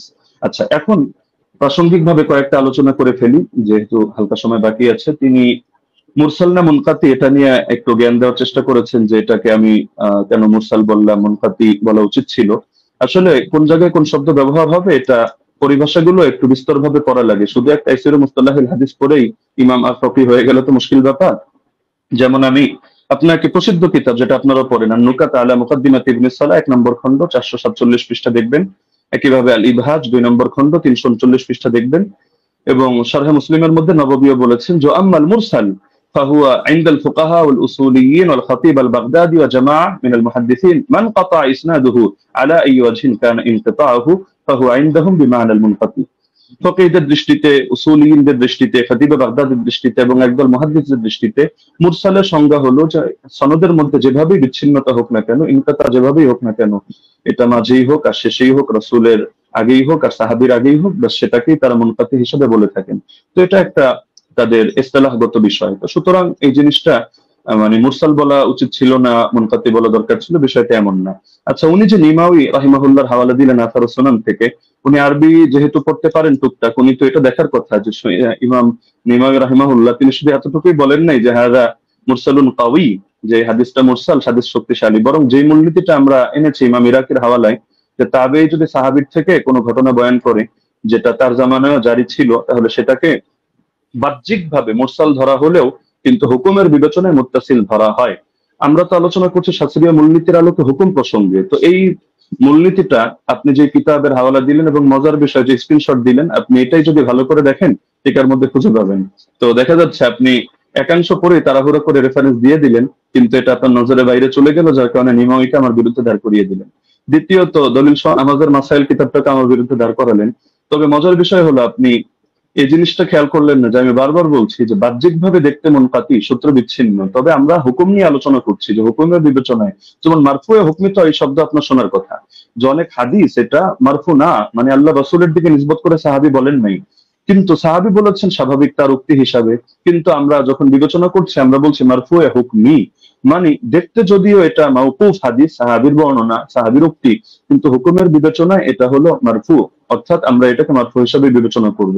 এখন যদি আপনি এক কিতাব খুলে দেখেন, দেখো সে তো মাওকুফ বলেছে, অথবা আপনি এখন তাহলে মারফু বলছেন কিভাবে, তাহলে বলতে হবে ভাই বিবেচনাবোধের পার্থক্য তো আপনাকে বুঝতে হবে। একটা জাহিরি এতেবার, একটা হাকিকি এতেবার। জাহিরি বিবেচনায় হাদিসটাকে আপনার মুনকাতি মনে হতে পারে, কিন্তু আপনি শাস্ত্রের কথায় যখন আসবেন, শিরোনামে যেহেতু শাস্ত্রীয় আলোচনা, তো আপনি শাস্ত্র দিয়ে দেখতে হলে আপনি শাস্ত্রের মূলনীতির আলোকিত বিবেচনা করতে হবে, না হলে মূলনীতিকে চ্যালেঞ্জ করেন। আপনি অমুক কিতাবে এটা আছে, তমুক কিতাবে এটা আছে, শুধু এতটুকু বললে যথেষ্ট না, আপনাকে মাথায় রাখতে হবে একটা শাস্ত্র পরিগণিত হয় টোটাল পুরো বিষয়টাকে সামনে রেখে। কোরআনের এক আয়াত আর এক আয়াতের তাফসীর হয়, না হলে আপনি এক আয়াত দিয়ে মতকেও বৈধ করে দিতে পারবেন, আর এক আয়াত দিয়ে জিহাদকেও নিষিদ্ধ করে সব জায়গায় সবরের আদেশ দিতে পারবেন, কিন্তু পুরো সামগ্রিক ভান্ডারকে, শাস্ত্রকে সামনে রেখে আপনার সিদ্ধান্তে আসতে হবে। এই জিনিসটা যদি না বোঝেন তাহলে শুধু আবেগী কিছু কথা বলবেন বা একটু ইমোশনাল কিছু লেকচার হবে, লেকিন এর দ্বারা শাস্ত্রীয় কোনো কথা হবে না। তো যেহেতু সারা দেশ এটা দেখছে এবং আলেম ওলামা, তালিবুল ইলম সবাই মূল্যায়ন করছে, সুতরাং আমার অনুরোধ থাকবে নেক্সট পর্বে আপনি শাস্ত্রীয় আলোকে এই মূলনীতিগুলো চ্যালেঞ্জ করেন। ধন্যবাদ, জাযাকাল্লাহ। আমি কারেক্ট টাইম শেষ করলাম। জি, মোহতরম আলী হাসান ওসামা, আপনাকে অনেক অনেক ধন্যবাদ। আমি আরেকটি জিনিস আপনাদেরকে মনে করিয়ে দিতে চাই যে আপনাদের জন্য আমাদের পক্ষ থেকে 2 মিনিট সময় ছিল বা আছে। আরেকটি খণ্ডন পর্ব আছে, আপনারা চাইলে 2 মিনিট আপনারা ব্যবহার করতে পারেন। আমি দ্বিতীয় খণ্ডন পর্বটি যাচ্ছি এবং এই খণ্ডন পর্বর পরেই আমাদের কোনো খণ্ডন পর্ব থাকছে না, একটাই লাস্ট। আমি প্রথমে চলে যাব ব্রাদার রাহুল হোসেন আপনার কাছে, এবং আপনি বললে আমি টাইমটা শুরু করে দেব। একটা স্লাইড পড়েছি, স্লাইড 8 লেখা আছে, 8 লেখা আছে, দেখেন। জি, পেয়েছি। জি, স্ক্রিনে নিয়ে আসতে হবে। আচ্ছা, সময় স্টার্ট নাও। জি সো বিসমিল্লাহ। সম্মানিত দর্শক মন্ডলী, উস্তাদজি যেটা শেষ করছেন সেটা দিয়ে শুরু করবো। উনি বললেন যে পালে ওসুলকে চ্যালেঞ্জ করতে। আমি চ্যালেঞ্জ করে দিয়েছি। উস্তাদজি আমার 8টা অভিযোগের 2টা পয়েন্টে জবাব দেয়নি এবং বলেছিল জবাব দেবে, এবং আমি নাকি স্বাস্থ্য সম্পর্কে তেমন না জানলে এটা সমস্যা, কিন্তু কোথায় যে সমস্যা তিনি এখন পর্যন্ত বলেননি। এটা একটা কেমন হয়ে গেল। উস্তাদজিকে আবার বলে দিয়ে ওসুলকে চ্যালেঞ্জ করেছি, একটু শুনবেন। আমি আপনাকে বলেছিলাম যে হাদিস সহিহ হওয়ার জন্য ইজমাই ওসুল হচ্ছে 5খানা শর্ত লাগবে। প্রথম হচ্ছে মুত্তাসিল হওয়া, সনদের মধ্যে শক্তিশালী হওয়া, সনদের মধ্যে বিচ্ছিন্ন যেন না হয়, এবং দেখানো হয়েছে যে সনদের মধ্যে বিচ্ছিন্নতা আছে। ইয়াহি সাইদ আল কাত্তান উমর বিন খাত্তাবের যুগ পান নাই। এটা হুকমান মারফু বা আপনি যতই প্রমাণ করার চেষ্টা করেন না কেন, কোনোভাবেই এটা প্রমাণ করা সম্ভব নয় যে সনদের মধ্যে ইনকেতা ঘটেনি, যেটা আমি দেবন্দি হানাফি বেল কিতাব থেকে দেখিয়েছি। 2 নম্বর বিষয়, এখানে তিনি আমাকে যে কথাটা আবার বলতে চাইলেন সেটা হাদিস সাজ হওয়া, এবং এর সঙ্গে সঙ্গে বললেন দেখেন 8 টাকাতে তারাবি যেটা দাদা রাহুল পেশ করেছেন সেটা মুয়াত্তা মালিক থেকে, আর মুয়াত্তা মালিকের সনদের রাবিদের মধ্যে কোনো সমস্যা নেই। তবে মতন নিয়ে ব্রাদার রাহুল কোনো কথা বলেনি। অভিযোগ করে তো দেখেন, অভিযোগ করলে তো জবাব দেব। আপনি তো অভিযোগটা করেননি, বরং দ্বিতীয় পর্বে এসে অনেকগুলো 1 ডজন দলিল আপনি এখানে পেশ করেছেন। এটা একটা মানে কোয়ালিটি আছে, যে শেষ পর্বে একসঙ্গে অনেকগুলো দিয়ে দিব যেন আর সময় না পাওয়া যায়, এটা আমরাও বুঝি। চলেন আপনার সেটার জবাব দিয়ে দিই। উনি বললেন যে মোহাম্মদ বিন ইউসুফ থেকে 3 জন, সাইদ বিন ইয়াজিদ থেকে টোটাল 6 জন হাদিস বর্ণনা করেছে তারাবির 20 রাকাতের টোটাল তারাবি রাকাত সংখ্যার উপরে। তার মধ্যে মোহাম্মদ বিন ইউসুফ একজন, যিনি 3 জন হাদিস বর্ণনা করেছে মোহাম্মদ বিন ইউসুফ থেকে। এক ইমাম মালিক যিনি 11 রাকাতের কথা বলেছে, যেটা আমার দলিল দেখিয়েছি। উনি বলেন মোহাম্মদ বিন ইবনে ইসহাক উনি 13 রাকাত, আর দাউদ বিন কায়েস তিনি 21 রাকাত। অতএব এখানে ইজতিরাব ঘটেছে। বাহ, চমৎকার। উস্তাদজিকে বলবো আর একটু পড়াশোনা করতে হবে। শুধু মোহাম্মদ বিন ইউসুফ থেকে মাত্র 3 জন নয়, টোটাল ব্যবহার করেছে 8 জন হাদিস। আপনার সামনে স্ক্রিন দেখতে পাচ্ছেন। ইয়াহিয়া সাইদ আল কাত্তানের মতো মুহাদ্দিস আপনি যার কথা বলেন উনিও ব্যবহার করেছেন। উনি মোহাম্মদ বিন ইউসুফ থেকে 11 রাকাতের কথা আদেশ করেছেন, যেটা মুসনাদ ইবনে আবি শাইবাতে রিয়াত স্পষ্ট সেই সনদে প্রমাণ আছে। যদি সম্ভব হয় একটা কিলো কাল করে দেখাবেন, আমি স্ক্রিন নিয়ে আসছি। 2 ইমাম মালিক তো দেখলেন একটু আগে, ইসমাইল বিন জাফর তিনিও বর্ণনা করেছেন 4, ওসমান ইবনে যায়েদ আল লাইসি তিনি বর্ণনা করেছেন 11 রাকাত, ইসমাইল বিন উমাইয়া তিনি 11 রাকাত, আব্দুল আজিজ বিন মুহাম্মদ তিনি 11 রাকাত। টোটাল মোহাম্মদ বিন ইউসুফের 8 জন শাগরেদ। পয়েন্ট টু বি নোটেড, ভালোভাবে দেখেন, গেম ঘুরে যাবে এখান থেকে। মোহাম্মদ বিন ইউসুফের টোটাল 8 জন শাগরেদ তারাবির রাকাত বর্ণনা করেছে। তার মধ্যে 5 জন বাবার বর্ণনা করছে 11 রাকাত। শুধুমাত্র মোহাম্মদ বিন ইউসুফ আর দাউদ বিন কায়েস তারা বলছে কেউ 13 রাকাত, কেউ হচ্ছে 21 রাকাত। চলেন জবাব দেখেন। মোহাম্মদ বিন ইসহাক তিনি কি বলছেন, 21 রাকাত নাকি বর্ণনা করেছে। মোহাম্মদ বিন ইসহাক কে? হানাফিদের বই তাজালিয়াতে শাবদা দেওবন্দি মুনাজিরের নাকি ইসলাম তাজালিয়াত শাবদার 5ম খণ্ডের 311 পৃষ্ঠায় পরিষ্কার বলছে মোহাম্মদ বিন ইসহাক ইমাম মালিক তাকে দাজ্জাল বলেছে, কাযযাব বলেছে, মিথ্যুক বলেছে। হানাফিদের নিকটে মোহাম্মদ বিন ইসহাক তিনি কাযযাব, মিথ্যুক, মানে তাদের ওসুল দিয়ে হাদিস জাল পর্যন্ত বলা যায়। কেন সনদের মধ্যে এই মোহাম্মদ বিন ইসহাক যিনি আছেন ইনি কাযযাব, যিনি 21 রাকাত বর্ণনা করেছে মোহাম্মদ বিন ইউসুফ থেকে। তাই মোহাম্মদ বিন ইউসুফের 5 জন শাগরেদ বলছে 11 রাকাত, আর একজন কাযযাব রাবি দেওবন্দীদের দাবি অনুযায়ী তিনি বলছেন যে না 13 রাকাত। অতএব এই হাদিস সহিহ নয়, এটা হানাফিদের উসুল্লাহ প্রমাণিত। চলেন এটা যদি সন্তুষ্ট না হয়, দলিল সহ নামাজের মাসাইল 144 নম্বর পৃষ্ঠাতে মাওলানা আব্দুল মতিন সাহেব তিনিও এখানে এই 21 রাকাতে বর্ণনাকারী যিনি আছেন তার নাম মোহাম্মদ ইবনে ইসহাককে জয়ীফ এবং দুর্বল বলছে। স্ক্রিন আপনার সামনে লক্ষ্য করেন। 3 নাম্বার, জাস্টিস তাকি উসমানী একটা ওসুল দিয়েছে, আলহামদুলিল্লাহ ওসুল দিয়েছে। ওসুলকে চ্যালেঞ্জ করেন, তাকি উসমানী রসুলকে চ্যালেঞ্জ করেন। কি বলছে দেখেন, দারসে তিনি 2 খণ্ডের 93 পৃষ্ঠা। তিনি বলছেন মোহাম্মদ ইবনে ইসহাক রাহিমাহুল্লাহ মাকহুলের ছাত্র, তার সম্পর্কে পেছনে বলা হয়েছে যে তার একক বর্ণনা সন্দেহযুক্ত। তার মানে মোহাম্মদ বিন ইউসুফ যদি একাকি কোনো রিয়াত বর্ণনা করে সেটা সন্দেহযুক্ত। আর তাজালিয়াতে শাবদারে বলছে মোহাম্মদ বিন ইসহাক হচ্ছে কাযযাব, যিনি 21 রাকাতে বর্ণনা করেছে। তাই ইমাম মালিক যে 11 রাকাতে বর্ণনা করেছে এটাই সহিহ, বরং মোহাম্মদ বিন ইসহাকের 13 রাকাতে বর্ণনা এটাই জয়ীফ। কোথা থেকে কি দিয়ে দিয়েছে চলেন এরপর কি বলছেন। দাউদ বিন কায়েসের হাদিস দিয়ে তিনি ইজতিরাবের দাবি করেছে। ওই উস্তাদজিকে আমি প্রথম পর্বে চ্যালেঞ্জ করেছিলাম যে ইজতিরাবের সংজ্ঞা কি পেশ করবেন, আর সেই সংজ্ঞাকে সামনে রেখে এই হাদিসকে আপনাকে ইজতিরাব দাবি করতে হবে। কারণ ইজতিরাবের একটা সংজ্ঞার মধ্যে এটাও পড়ে যে দুটো হাদিস সেম সমপরিমাণের সহিহ হতে হবে চেন অফ নারেশন। মুয়াত্তা মালিকের যে গোল্ডেন চেন সিলসিলাতুল জাহাব একটা দলিল পেশ করেন, আলহামদুলিল্লাহ এখন মতো আসবে না। আমার তো উস্তাদজি প্রথম থেকে তিনি মুনকাতে হাদিস জয়ীফ মুনকাতে দলিল পেশ করছে, একটা মুত্তাসিল পারছেন না। মুয়াত্তা মালিকের মতো একটা দলিল দিতে পারছেন না। উস্তাদজি 15-30 মিনিট শেষ হয়ে গেল, মাত্র 15টা মিনিট আছে।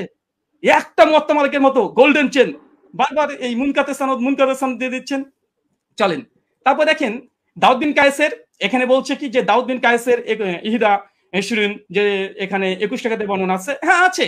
দাউদ বিন কায়েসের এই হাদিস শুধু দাউদ বিন কায়েস একা এক জায়গায় বর্ণনা করেনি, এবং দাউদ বিন কায়েস এই হাদিস আরেকজন শাগরেদ, দেখেন একই সনদ, এর যে ইমাম ফারাবির কিতাবুস সিয়াম 175 নম্বর হাদিস, এই 175 নম্বর হাদিসে ওমর বিন খাত্তাব তারাবি জামাত করেছে, এখানে রাকাতের সংখ্যা উল্লেখ নেই।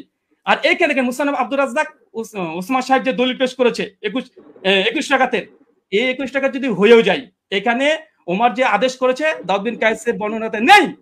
কিসের ইস্তেরাব? দাউদ বিন কায়েসের রিওয়াতে এখানে যে আদেশ করেছে, নির্দেশ দিয়েছে ওমর নাই। ওমরের জমানায় পড়তো, কে পড়তো, কারা পড়তো, কে আদেশ করেছে, ওমর কি তাকে নির্দেশ করেছে? কিচ্ছু নাই। তাই ইস্তেরাব হওয়ার জন্য মতনের মোটামুটি সরাসরি কন্ট্রাডিকশন থাকতে হয়, সরাসরি কন্ট্রাডিকশন থাকতে হয়, অথবা দুটো মতন এমন সনদ এমন শক্তিশালী পর্যায়ের যেগুলো তাকবির দেওয়া সম্ভব নয়।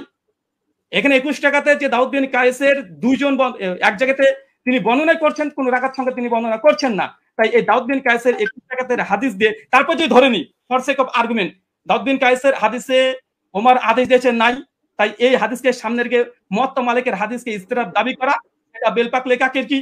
আর 2 নাম্বার, ইবনে ইসহাকের যে 21 টাকাতে বর্ণনা, ইবনে ইসহাকের ওই রিওয়াতে ইবনে ইসহাককে সরাসরি দেওবন্দিরা কাজদা বলছে, দাজ্জাল বলছে ইমাম মালিকের কল নকল করে, তার দলিল দেওয়া মানে গাছে কাঁঠাল গোফে তেল। তাই দুটো জয়ীব দলিল দিয়ে মুয়াত্তা মালিকের মতো গোল্ডেন চেন সিলসিলাতে জাহাবের পুরো অভিযোগ আপত্তি করা সনদ এবং মতনে পড়ে, এটা খুব হাস্যকর ওস্তাদজি। এটা আপনার কাছে অন্তত হাদিস শাস্ত্রবিদ, আপনি হাদিস পড়ান শুনেছে একটা বক্তৃতাতে, কিন্তু এরকম করবেন আজকে আমি এটা ভাবতে পারিনি। আর তৃতীয়, যদিও সঞ্চালক আজকে দৃষ্টি কেমন দিয়েছে জানি না, আজকে আমাদের আলোচনাতে ছিল যে তিনি কোনো ফাতোয়া ফারাজ তুলবেন না, তিনি ওসাইমিনের ফতোয়া নিয়ে এসেছেন, ইবনে তাইমিয়ার ফতোয়া নিয়ে এসেছেন, ইবনে আব্দুল বারের ফতোয়া নিয়ে এসেছেন, স্যার মাযহারের ফতোয়া নিয়ে এসেছেন, ফাঁকা মাঠে গোল দিতে চেয়েছেন, এখানে থামানো হয়নি। যদি এরকমই হয় আমরা দোল দিতে পারি, চলে সামনে আসছে। আচ্ছা, তার মানে বোঝা গেল মুহাম্মদ বিন ইসহাকের ওই রেবাত 3 জন নাই উস্তাদজি, 8 জন।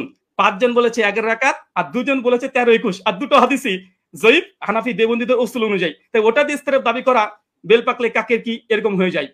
আচ্ছা, ওস্তাদজির অভিযোগ ভিত্তিহীন প্রমাণ হয়ে গেছে। প্রথম কথা, 8 টাকাতে তারবি আলহামদুলিল্লাহ, ওটা না মতনি জয়ীফ, না মতন, না ইস্তেরাব, কোনো কিছু নেই। এবং চ্যালেঞ্জ করেছিলাম যে মানে বিগত দিনে 1284 হিজরির পূর্বে দেওবন্দি মাদ্রাসা প্রতিষ্ঠা হওয়ার আগে কোন মুহাদ্দিস হাদিসটাকে ইস্তেরাব দাবি করে বাতিল করেছে, প্রমাণ দিতে পারেনি। 8টা প্রশ্ন ছিল। আচ্ছা, 20 রাকাত ইতিহাস বললেন, যখন 20 রাকাতের ইতিহাস, 20 প্রথমে হয়তো 11 রাকাত তারাবির আদেশ করেছিল ওমর বিন খাত্তাব, পরে হয়তো 20 রাকাত করেছে, তারপরে তিনি স্বীকার করে নিয়েছেন অর্ধেক যে ওমর বিন খাত্তাব 11 রাকাতের আদেশ করেছিলেন। আলহামদুলিল্লাহ। অনেকে বলে যে ছিলই না, কোনোদিনই ছিল না। 1984 প্রথম দাবি। দলিল নামাজের মাসালে কি বলছে দেখেন, ওমর বিন খাত্তাব 11 রাকাত তারাবির আদেশ করেছে, পরবর্তী সময় মানুষেরা 20 রাকাত পড়েছে, ওমরের আদেশে পড়েছে, দেখাতে পারবেন ইনশাআল্লাহ।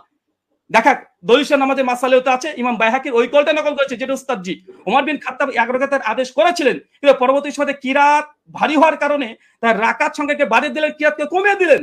তো মানুষজন, জনগণ, তারা ওমরের আদেশে নয়, ওমরের আদেশে নয়, কে বা কারা তারা 20 রাকাত চালু করেছিল ওমরের জামানায়, কিন্তু ওমরের আদেশে নাই। ওমরের আদেশে কত রাকাত?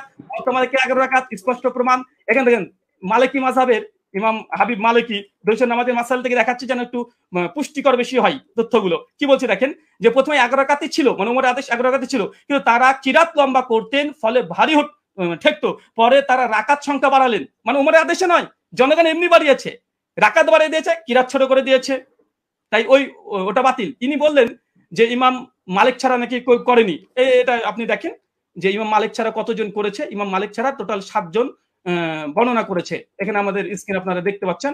ওই দাবিটা ওসমান সাহেবের একটু হাদিসের মতন সম্পর্কে অজ্ঞতাই আছে বলবো, যদি মানে মনে করেন যে না আমি একটু বাড়াবাড়ি করলাম, তো কিছু করার নেই, একটু বলতে হবে। আচ্ছা, এখানে দেখেন, আচ্ছা, ইমাম মালিক 11 রাকাত গ্রহণ করেনি, এটা খুব জোর দিয়েছে, যদি আজকে বিষয়ের সঙ্গে সম্পৃক্ত না। আজকের বিষয় ওমর কত রাকাত তারাবির আদেশ করেছে, ওস্তাদজি মুনকাতে দলিল দিয়েছে, মুত্তাসিল দিতে পারেন আলহামদুলিল্লাহ। আমরা একদম chain of narration golden chain দিয়েছি। আচ্ছা, ইমাম মালিক 11 রাকাতের আদেশ করেনি, চলেন দেখেন, এটা কিতাব সালাতুত তাহাজ্জুদ, এটা আব্দুল হক আন্দলুসি রাহিমাহুল্লাহর গ্রন্থ। ইমাম মালিকের শাগরেদ ছাত্র তার বলছে, কি বলছে দেখেন, এখানে বলছে কলা শাহ বিন আব্দুল আজিজ আন মালিক, মানে ইমাম মালিকের ছাত্র, তিনি রিওয়ায়াত করছেন, কি বলছেন, আল্লাযী আখতারা বিহা, ইমাম মালিক যেটাকে গ্রহণ করেছে, ইখতিয়ার করেছে, কি করেছে, বিহি নাফসি, ইমাম মালিক নিজের জন্য কত রাকাত তিনি করেছেন। তারপর তিনি বলছেন দেখেন, ফি কিয়ামে রামাজান হুয়াল লাজি জামা, ইমাম মালিক উমর বিন খাত্তাব যার করে জমা করেছে উমর বিন খাত্তাব, সেটা হচ্ছে ইহিদা আশারাতা রাকাতান ওয়া হুয়া সালাতে রাসূলুল্লাহ সাল্লাল্লাহু আলাইহি ওয়াসাল্লাম। এখানে ইমাম মালিকের কথা নকল করছে স্বয়ং ইমাম মালিকের ছাত্র। আমি এখানে ইমাম মালিকের ছাত্র ডাইরেক্ট কল, তিনি বলছেন যে ইমাম মালিক যেটা গ্রহণ করেছিলেন সেটা হচ্ছে 11 রাকাত, যেটা ছিল রাসূলুল্লাহ সালাত এবং ওমর বিন খাত্তাব যার পরে জমা করেছে, প্রথম কল। দ্বিতীয় দেখুন এখানে হচ্ছে ইবনে কাসিমের একটা কলমে নকল করে গেছি। ইবনে কাসিম তিনি মালিক থেকে বর্ণনা করছে যে ওমরের জামানায় 36 টাকাত পড়া হতো, 36 টাকাত পড়া হতো, কিন্তু ইমাম মালিক কত গ্রহণ করেছে দেখেন, শেষে লাল দিয়ে দাগানো আছে। তারপরে হচ্ছে আত্তারা ওয়া নাফসি, ইমাম মালিক নিজের জন্য যেটা নির্ধারণ করেছে ইহিদা আশারাত রাকাতান, কিন্তু ইমাম মালিক নিজের জন্য 11 রাকাত। মানে ইমাম মালিকের সময় মানুষ 36 টাকাত পড়ছে, কিন্তু ইমাম মালিককে যখন সরকার যখন চিঠি পাঠায়, এই ঘটনা বর্ণনা আছে অনেক জায়গাতেই, তারপরে তাকে যখন বললো যে নামাজের সঙ্গে কি কমিয়ে দেবো, সেই সময় মালিক বলছে তারা পড়তে থাক, কিন্তু আমি নিজের জন্য ফি নাফসি, আমার জন্য ইহিদা আশারাত রাকাতান, আমি 11 রাকাতকে আমি নিজের জন্য গ্রহণ করলাম। মানুষ কি পড়ছে দেখার দরকার নেই, ইমাম মালিককে কথা মেনে নিতে।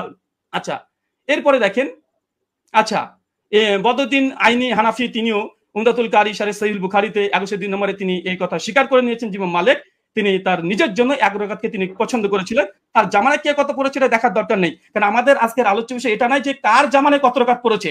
যদি ওটা নিয়ে ডিবেট করতে হয় আসেন পরে একটা সেশন রাখেন, অন্যদিন একটা সময় দেন, আবার আসবো, এটাও প্রমাণ করবেন ইনশাআল্লাহ ওমর বিন খাত্তাব জামানাতে 8 টাকা তারাবি হতো। আজকের আলোচ্য বিষয় ওসমান সাহেব ভুলে গেলে হবে না, ওমর বিন খাত্তাব কত রাকাত তারাবির আদেশ করেছেন, ওমরের জামানায় কে বা কারা কত পড়তো, কোন ইমাম কত রাকাতের ফতোয়া দিয়েছে, কে কি বলেছে, এটা নয়। হাদিস শাস্ত্রের আলোকে ওমর বিন খাত্তাব কত রাকাত আদেশ করেছে, মুওয়াত্তা মালিকের স্পষ্ট হাদিস 11 রাকাত। আপনি ইস্তেরাবের দাবি করেছিলেন, দুমড়ে মুচড়ে গেছে আলহামদুলিল্লাহ। বরং আপনি যে দলিল দিয়েছেন সবগুলো মুনকাতে হাদিসে পেশ করেছেন, এবং আপনাকে যে চ্যালেঞ্জগুলো করা হয়েছিল, আপনাকে যে চ্যালেঞ্জগুলো করেছিলাম সেই চ্যালেঞ্জের জবাব এখন পর্যন্ত আসেনি। যে ইয়াহিয়া সাইলাল কাত্তানের যে বর্ণনা পেশ করেছেন, কাকে আদেশ করেছে হাদিসে উল্লেখ নাই। মুওয়াত্তা মালিকের হাদিস দেখেন, দুটো হাদিসকে সম্মানিত দর্শক মণ্ডলী মাইন্ড খুলে রাখেন, ফ্রেশ রাখেন, এক গ্লাস পানি খান, তারপর আলোচনা শোনেন। উনি উমারের 20 টাকা তার আদেশ যে দলিল দিয়েছে, মুনকাতে সনদ বিচ্ছিন্নতা আছে, কাকে উমার আদেশ দিয়েছে সে কথা হাদিসের মধ্যে উল্লেখ নেই। আচ্ছা, আর ওমর বিন খাত্তাব মুওয়াত্তা মালিকের সবকিছু মজুদ আছে আলহামদুলিল্লাহ। তারপরেও দেখেন কোন হাদিসটা বেশি মজবুত এবং কোনটা শক্তিশালী, কোনটা। চলেন, আচ্ছা উনি বলছেন অধিকাংশ ওলামারা তো ইমাম তিরমিজি নকল করলেন যে অধিকাংশ আহলে ইলম তারা কত রাকাত পড়েছে, তারা 20 টাকাতে কথা বলেছে। দেখেন ইমাম তাবারি কথা নিয়ে নেন, তাহলে ইমাম তিরমিজির পাল্টা জবাব তাবারি কল দিয়ে তিনি কি বলছেন, তিনি পরিষ্কার বলছেন, ইমাম তাবারি কথা আছে কাসরি মিনাল আহলিল ইলম, অধিকাংশ ওলামারা আহলে ইলমরা, মূর্খরা নয়, আহলে ইলমরা কি করেছে, ইহিদা আশরাতা রাকা, তারা 11 রাকাতকে পছন্দ করেছে। 11 রাকাতকে, এটা ইমাম কুরতুবীর কল মজুদ আছে। তো এরকম ফতোয়া যদি দিতে চাই এবং আপনিও দিবেন আমিও দিব। আজকের টপিক এটা নয় যে কোন হুজুরে কত ফতোয়া দিয়েছে, জনগণ কত পড়তো, লোকজন কত পড়তো। আজকের আলোচ্য উমার কত রাকাতের আদেশ করেছে। চলেন, এখানে তিনি কয়েকটা দলিল এখানে 20 টাকাতে আবার দেওয়ার চেষ্টা করেছে, আমরা সেখানে দেখাবো। বরং আমি বলবো আচ্ছা 20 টাকাতে তিনি হাদিস আরো তিনি ঝরঝর করে 6খানা হাদিস দিয়ে ফেলেছেন, আমাদের 4টে মুরসাল। আমি সনদ দেখেন, পুরো হানাফিকে স্ক্রিনের মধ্যে রেখে দিয়েছে এখন এই মুহূর্তে। সাইদ বিন ইয়াজিদ থেকে আবু জুয়াবের হাদিস যায়িফ, চলেন এক ঝলক দেখে দেবো শুধু, কারণ এখানে আসলামী আছে, ইব্রাহিম বিন মুহাম্মদ বিন আবি ইয়াহিয়া আসলামী, তিনি পঞ্চম স্তরের মুদাল্লিস রাবি। এবং জেব বলেছে এ রাবিকে স্বয়ং ইয়াহিয়া ইবনে মাইন হানাফি বলে দাবি করা হয়, তিনি স্বয়ং তাকে কাযযাব বলেছেন। লাইসা বিসিকাতিন, তিনি সিকা নয়, কাযযাব, তিনি মিথ্যুক রাবি দলিল দিয়েছে। মুস্তাজি হতাশ হয়েছি আলাইহিস সালাম সাহেব। 2 নম্বর আবুল আলিয়ার যে বর্ণনা পেশ করেছে, আবুল আলিয়ার বর্ণনা আবু জাফর রাজি জেব রাবি কে বলেছে, দেখেন এখানে নাজমুর রায়াত হাফিজ জাইলি কি বলছে, আবু জাফর মুতাকাল্লিম ফি, তিনি বিতর্কিত রাবি। কলা আলী ইবনুল মাদিনী, তিনি অনেক মানে ইস্তেরাব করতেন। কলা আহমেদ লাইসাবি কয়িন, ইমাম আহমেদ বিন হাম্বল বলছে এই আবু জাফর রাজি ইনি হচ্ছেন শক্তিশালী নয়। কলা আবু জুরা রাজি ইয়াহুম কাসিরা, অধিকাংশ ভুল করতেন। হাফেজ জাইলাই হানাফি, তিনি বলছেন আবুল আলিয়ার হাদিসের যে রাবি আবু জাফর, ইনি জয়ীফ রাবি, মুতাকাল্লিম ফি, বিতর্কিত রাবি দলিল দিচ্ছেন মুওয়াত্তা মালিকের সামনে। অবাক। দেখেন ইমাম আহমেদ বলছে মুস্তারিবুল হাদিস আবু জাফর রাজিকে। পঞ্চম আচ্ছা, এবং তিনি ইয়াজিদ বিন রোমানের হাদিসটাকে তিনি আবার পেশ করলেন, মতন পরপর 3টে হাদিসকে ইরসাল বলছে। এক পৃষ্ঠাতে হানাফিদের 3টা হাদিস জয়ীফ, আর এটা আসর সুনানে স্পষ্ট স্বয়ং এখানে লিখে দেওয়া হয়েছে।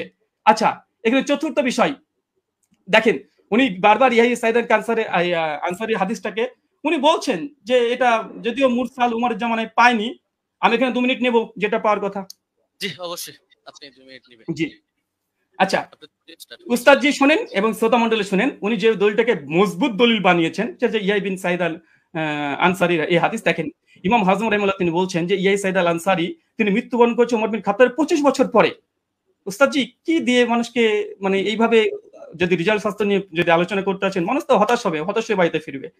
যে এমন একজন হাদিস বর্ণনা করলেন যে ওমর বিন খাত্তাবের জামানায় পেল না, এখন তো এটা প্রমাণই করতে পারলেন না, সনদ থেকে মুত্তাসিল এখন পর্যন্ত প্রমাণ করতে পারলেন না, এটা আপনার জন্য আমি এবং উনি বলেন যে ওসুলকে নাকি চ্যালেঞ্জ করিনি, ওসুলকে চ্যালেঞ্জ করেছি। 2-4টে মুস্তালাহুল হাদিস মানে এই গোটা আলোচনার সারমর্ম এটাই হয়ে যাচ্ছে যে এখন মুরসাল হাদিস দলিল কি দলিল না, মুরসাল হাদিস দলিল কি দলিল না। আরে যদি তর্কের খাতে ধরে নি মুরসাল হাদিস দলিল, মুয়াত্তা মালিকের মতো গোল্ডেন চেনের সঙ্গে টেক্কা দিতে পারে? ধরেও নি ফর সেক অফ আর্গুমেন্ট, কোথায় কি আর কোথায় কি, যে ধরেও নি। তারপরে দেখেন এখানে আরেকটা উনি বললেন যে ওমরের জামানাতে পড়ার কথা, যদি ওমরের জামানার কথা হয় আমরা তো দলিল দিয়ে দিতে পারবো যে ওমরের জামানাতে সাহাবীরা ইয়াহিয়া সাইদ আল কাত্তানের মতো সাহাবীরা তিনিও 11 রাকাত তারাবি পড়েছেন, এই মর্মে অনেকগুলো দলিল আমরা দেখিয়ে দিতে পারবো। আমি এক ঝলক শুধু দেখে দেবো, তিনি যেহেতু অনেক সাহাবীদের কথাও তিনি দলিল হিসেবে নিয়ে এসেছেন যে তারা কোন কোন জামানায় তারা পড়তো। আচ্ছা চলেন, আচ্ছা এখানে ইয়াহিয়া সাইদ আল আনসারীর যে রিওয়ায়াত নিয়ে এসেছে দেখেন, আমি এখানে 4 জন এখানে রেখে দিচ্ছি, এখানে 4 জনের নাম দেখেন। আচ্ছা, ইয়াহিয়া সাইদ আল আনসারী রাহিমাহুল্লাহ তিনিও বলছেন যে ওমরের জামানায় আমরা 20 টাকা তারাবি পড়তাম। ও ইয়াহিয়া সাইদ আল কাত্তান উনি যে দলিল দিয়েছে, আমি আরেকটা দলিল দিলাম খনন করার জন্য। উনি ইয়াহিয়া সাইদ আল কাত্তান যে দলিল যে এখানেও এর হচ্ছে মুসনাদ ইবনে আবি শাইবা 7671 নম্বর হাদিস, তিনিও বলছেন যে ইহিদা আশরাতা রাকা ওমরের জামানায় আমরা 11 রাকাত পড়তাম আলহামদুলিল্লাহ। আরেকটা দেখেন আব্দুল আজিজ ইবনে মুহাম্মদ তিনিও বলছেন যে ওমরের জামানায় আমরা 11 রাকাত পড়তাম। শেষ হয়েছে, 2 মিনিট। শুকরিয়া, জাযাকাল্লাহ খাইরান। অনেক অনেক ধন্যবাদ আপনাকে। আমি একটু দুঃখ প্রকাশ করে নিচ্ছি যে 2 আলোচকই আপনারা মাঝখানে কিছু আমার কাছে মনে হয়েছিল যে আপনাদের আলোচনাটা প্রাসঙ্গিক, যার কারণে ফতোয়া বিষয়টা নিয়ে আলী হাসান ওসামা আলোচনা করেছেন।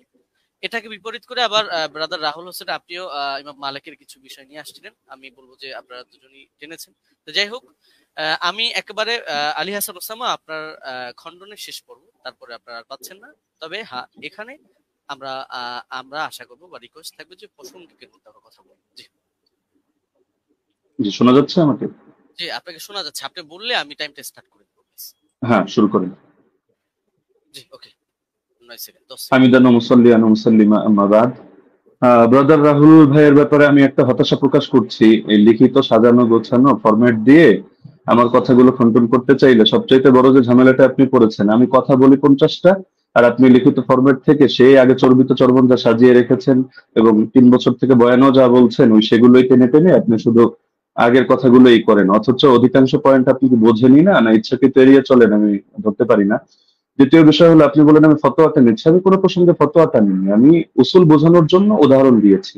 ইমাম তিরমিজি রাহিমাহুল্লাহ কি মত দিয়েছেন, আলেমরা কি মত গ্রহণ করেছেন সেটা তো আমি বলিনি। আমি তো দেখিয়েছি ইমাম তিরমিজি এই বক্তব্যটা বলেছেন যে রুয়ান ওমর থেকে বর্ণিত হয়েছে 20 রাকাতের কথা, এই প্রসঙ্গে এনেছি। আপনি কথা না বুঝেই সেই লিখিত ফরম্যাটে খণ্ডন করতে গেলে এটা ভুল করবেন, শুধু আবেগী কথা দিয়ে তো হবে না। আর শুধু জুবায়ের আলী জাই, নাসিরউদ্দিন আলবানী রাহিমাহুল্লাহ ওনাদের শুধু হাওয়ালাগুলো থেকেই ওই কপি পেস্ট করে আপনি একটা ফরম্যাট সাজিয়ে রাখলে সব কথা খণ্ডন করতে পারবেন না। এখন আপনি বারবার বলছেন যে আপনি একটা সনদ দেখান যেটা ইনকিতা নাই। আরে ভাই, আপনি তো উসুলের আলোকে কথায় আসবেন। আপনি তো আমি যে উসুলগুলো শুনলাম ইতিমধ্যে 8-10টা উসুল শোনানো হয়ে গেছে, আপনি উসুলেরই কোনো ধার ধারছেন না। আপনি মুরসাল নিয়ে শুধু মুকদ্দিমায়ে মুসলিম থেকে একটা হাওয়ালা দিয়ে দিলেন, ব্যাস শেষ। যেন মুরসাল নিয়ে পৃথিবীতে আর কেউ কখনো কিছু বলেই নেই। তো যাই হোক, আমি এগুলোতে আসবো। আমি প্রথম শুরু করি, আপনি দাউদ বিন কায়েসের যেই বক্তব্যটা দিলেন যে দাউদ বিন কায়েসের এই বক্তব্যের মধ্যে এখানে আদেশের কোনো কথা নেই। আসলে আপনি আরবি কতটুকু পারেন আমি জানি না, আপনি আরবি মতনগুলো পড়েন না, ইচ্ছাকৃত কিনা আমি জানি না, যে মতনের ভুল থেকে বাঁচার জন্য কিনা, হতে পারে, হলে হতে পারে, অন্য হিকমত থাকতে পারে, সময় বাঁচানোর ব্যাপারে হতে পারে। আপনি এই বাক্যটার অনুবাদটা করে দিয়েন আমাকে, যে দাউদ বিন কায়েসের রিওয়ায়াতের মধ্যে যে আছে যে আন্না উমর জামা الناس في رمضان على ابي بن كعب وعلى تميم الداري على 21 রাকাতান। এই জামাআর সাথে আলা অব্যয়যোগে যখন বলা হয় জামা উমারু, ওমর মানুষকে জমা করেছেন কোন ব্যাপারে? আলা 21 রাকাতান, 21 রাকাতের ব্যাপারে। তখন এর দ্বারা কি বোঝায় যে ওমর আদেশ করেন নাই, ওমর কিছু বলে নাই, তারা নিজেদের থেকে পড়ে নিয়েছেন। এই অনুবাদটা এটা কোন ডিকশনারির আলোকে করলেন পৃথিবীতে? এটা কি মেড ইন ইন্ডিয়া না মেড ইন বাংলাদেশ? এটা আমাকে অনুগ্রহ করে আপনি দেখাবেন। আর আপনি বললেন যে 8 জন বর্ণনা করেছেন, শুধু ওই 3 জনই না। আমি তো 3 জন প্রসঙ্গ আর 8 জন প্রসঙ্গে বলিনি। আমি তো কথাটা বলেছি এই প্রসঙ্গে যে ওনাদের বর্ণনাগুলোর মধ্যে ভিন্নতা আছে, ইস্তেরাব আছে, এই প্রসঙ্গে আমি কথাটা টেনেছি।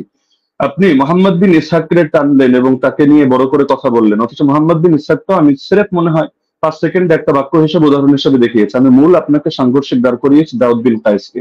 দাউদ বিন কায়েসের এই সনদটাকে আপনার পক্ষে সম্ভব না এটাকে জয়ীফ বলে প্রমাণ করা, এটা সুনিশ্চিত ভাবে।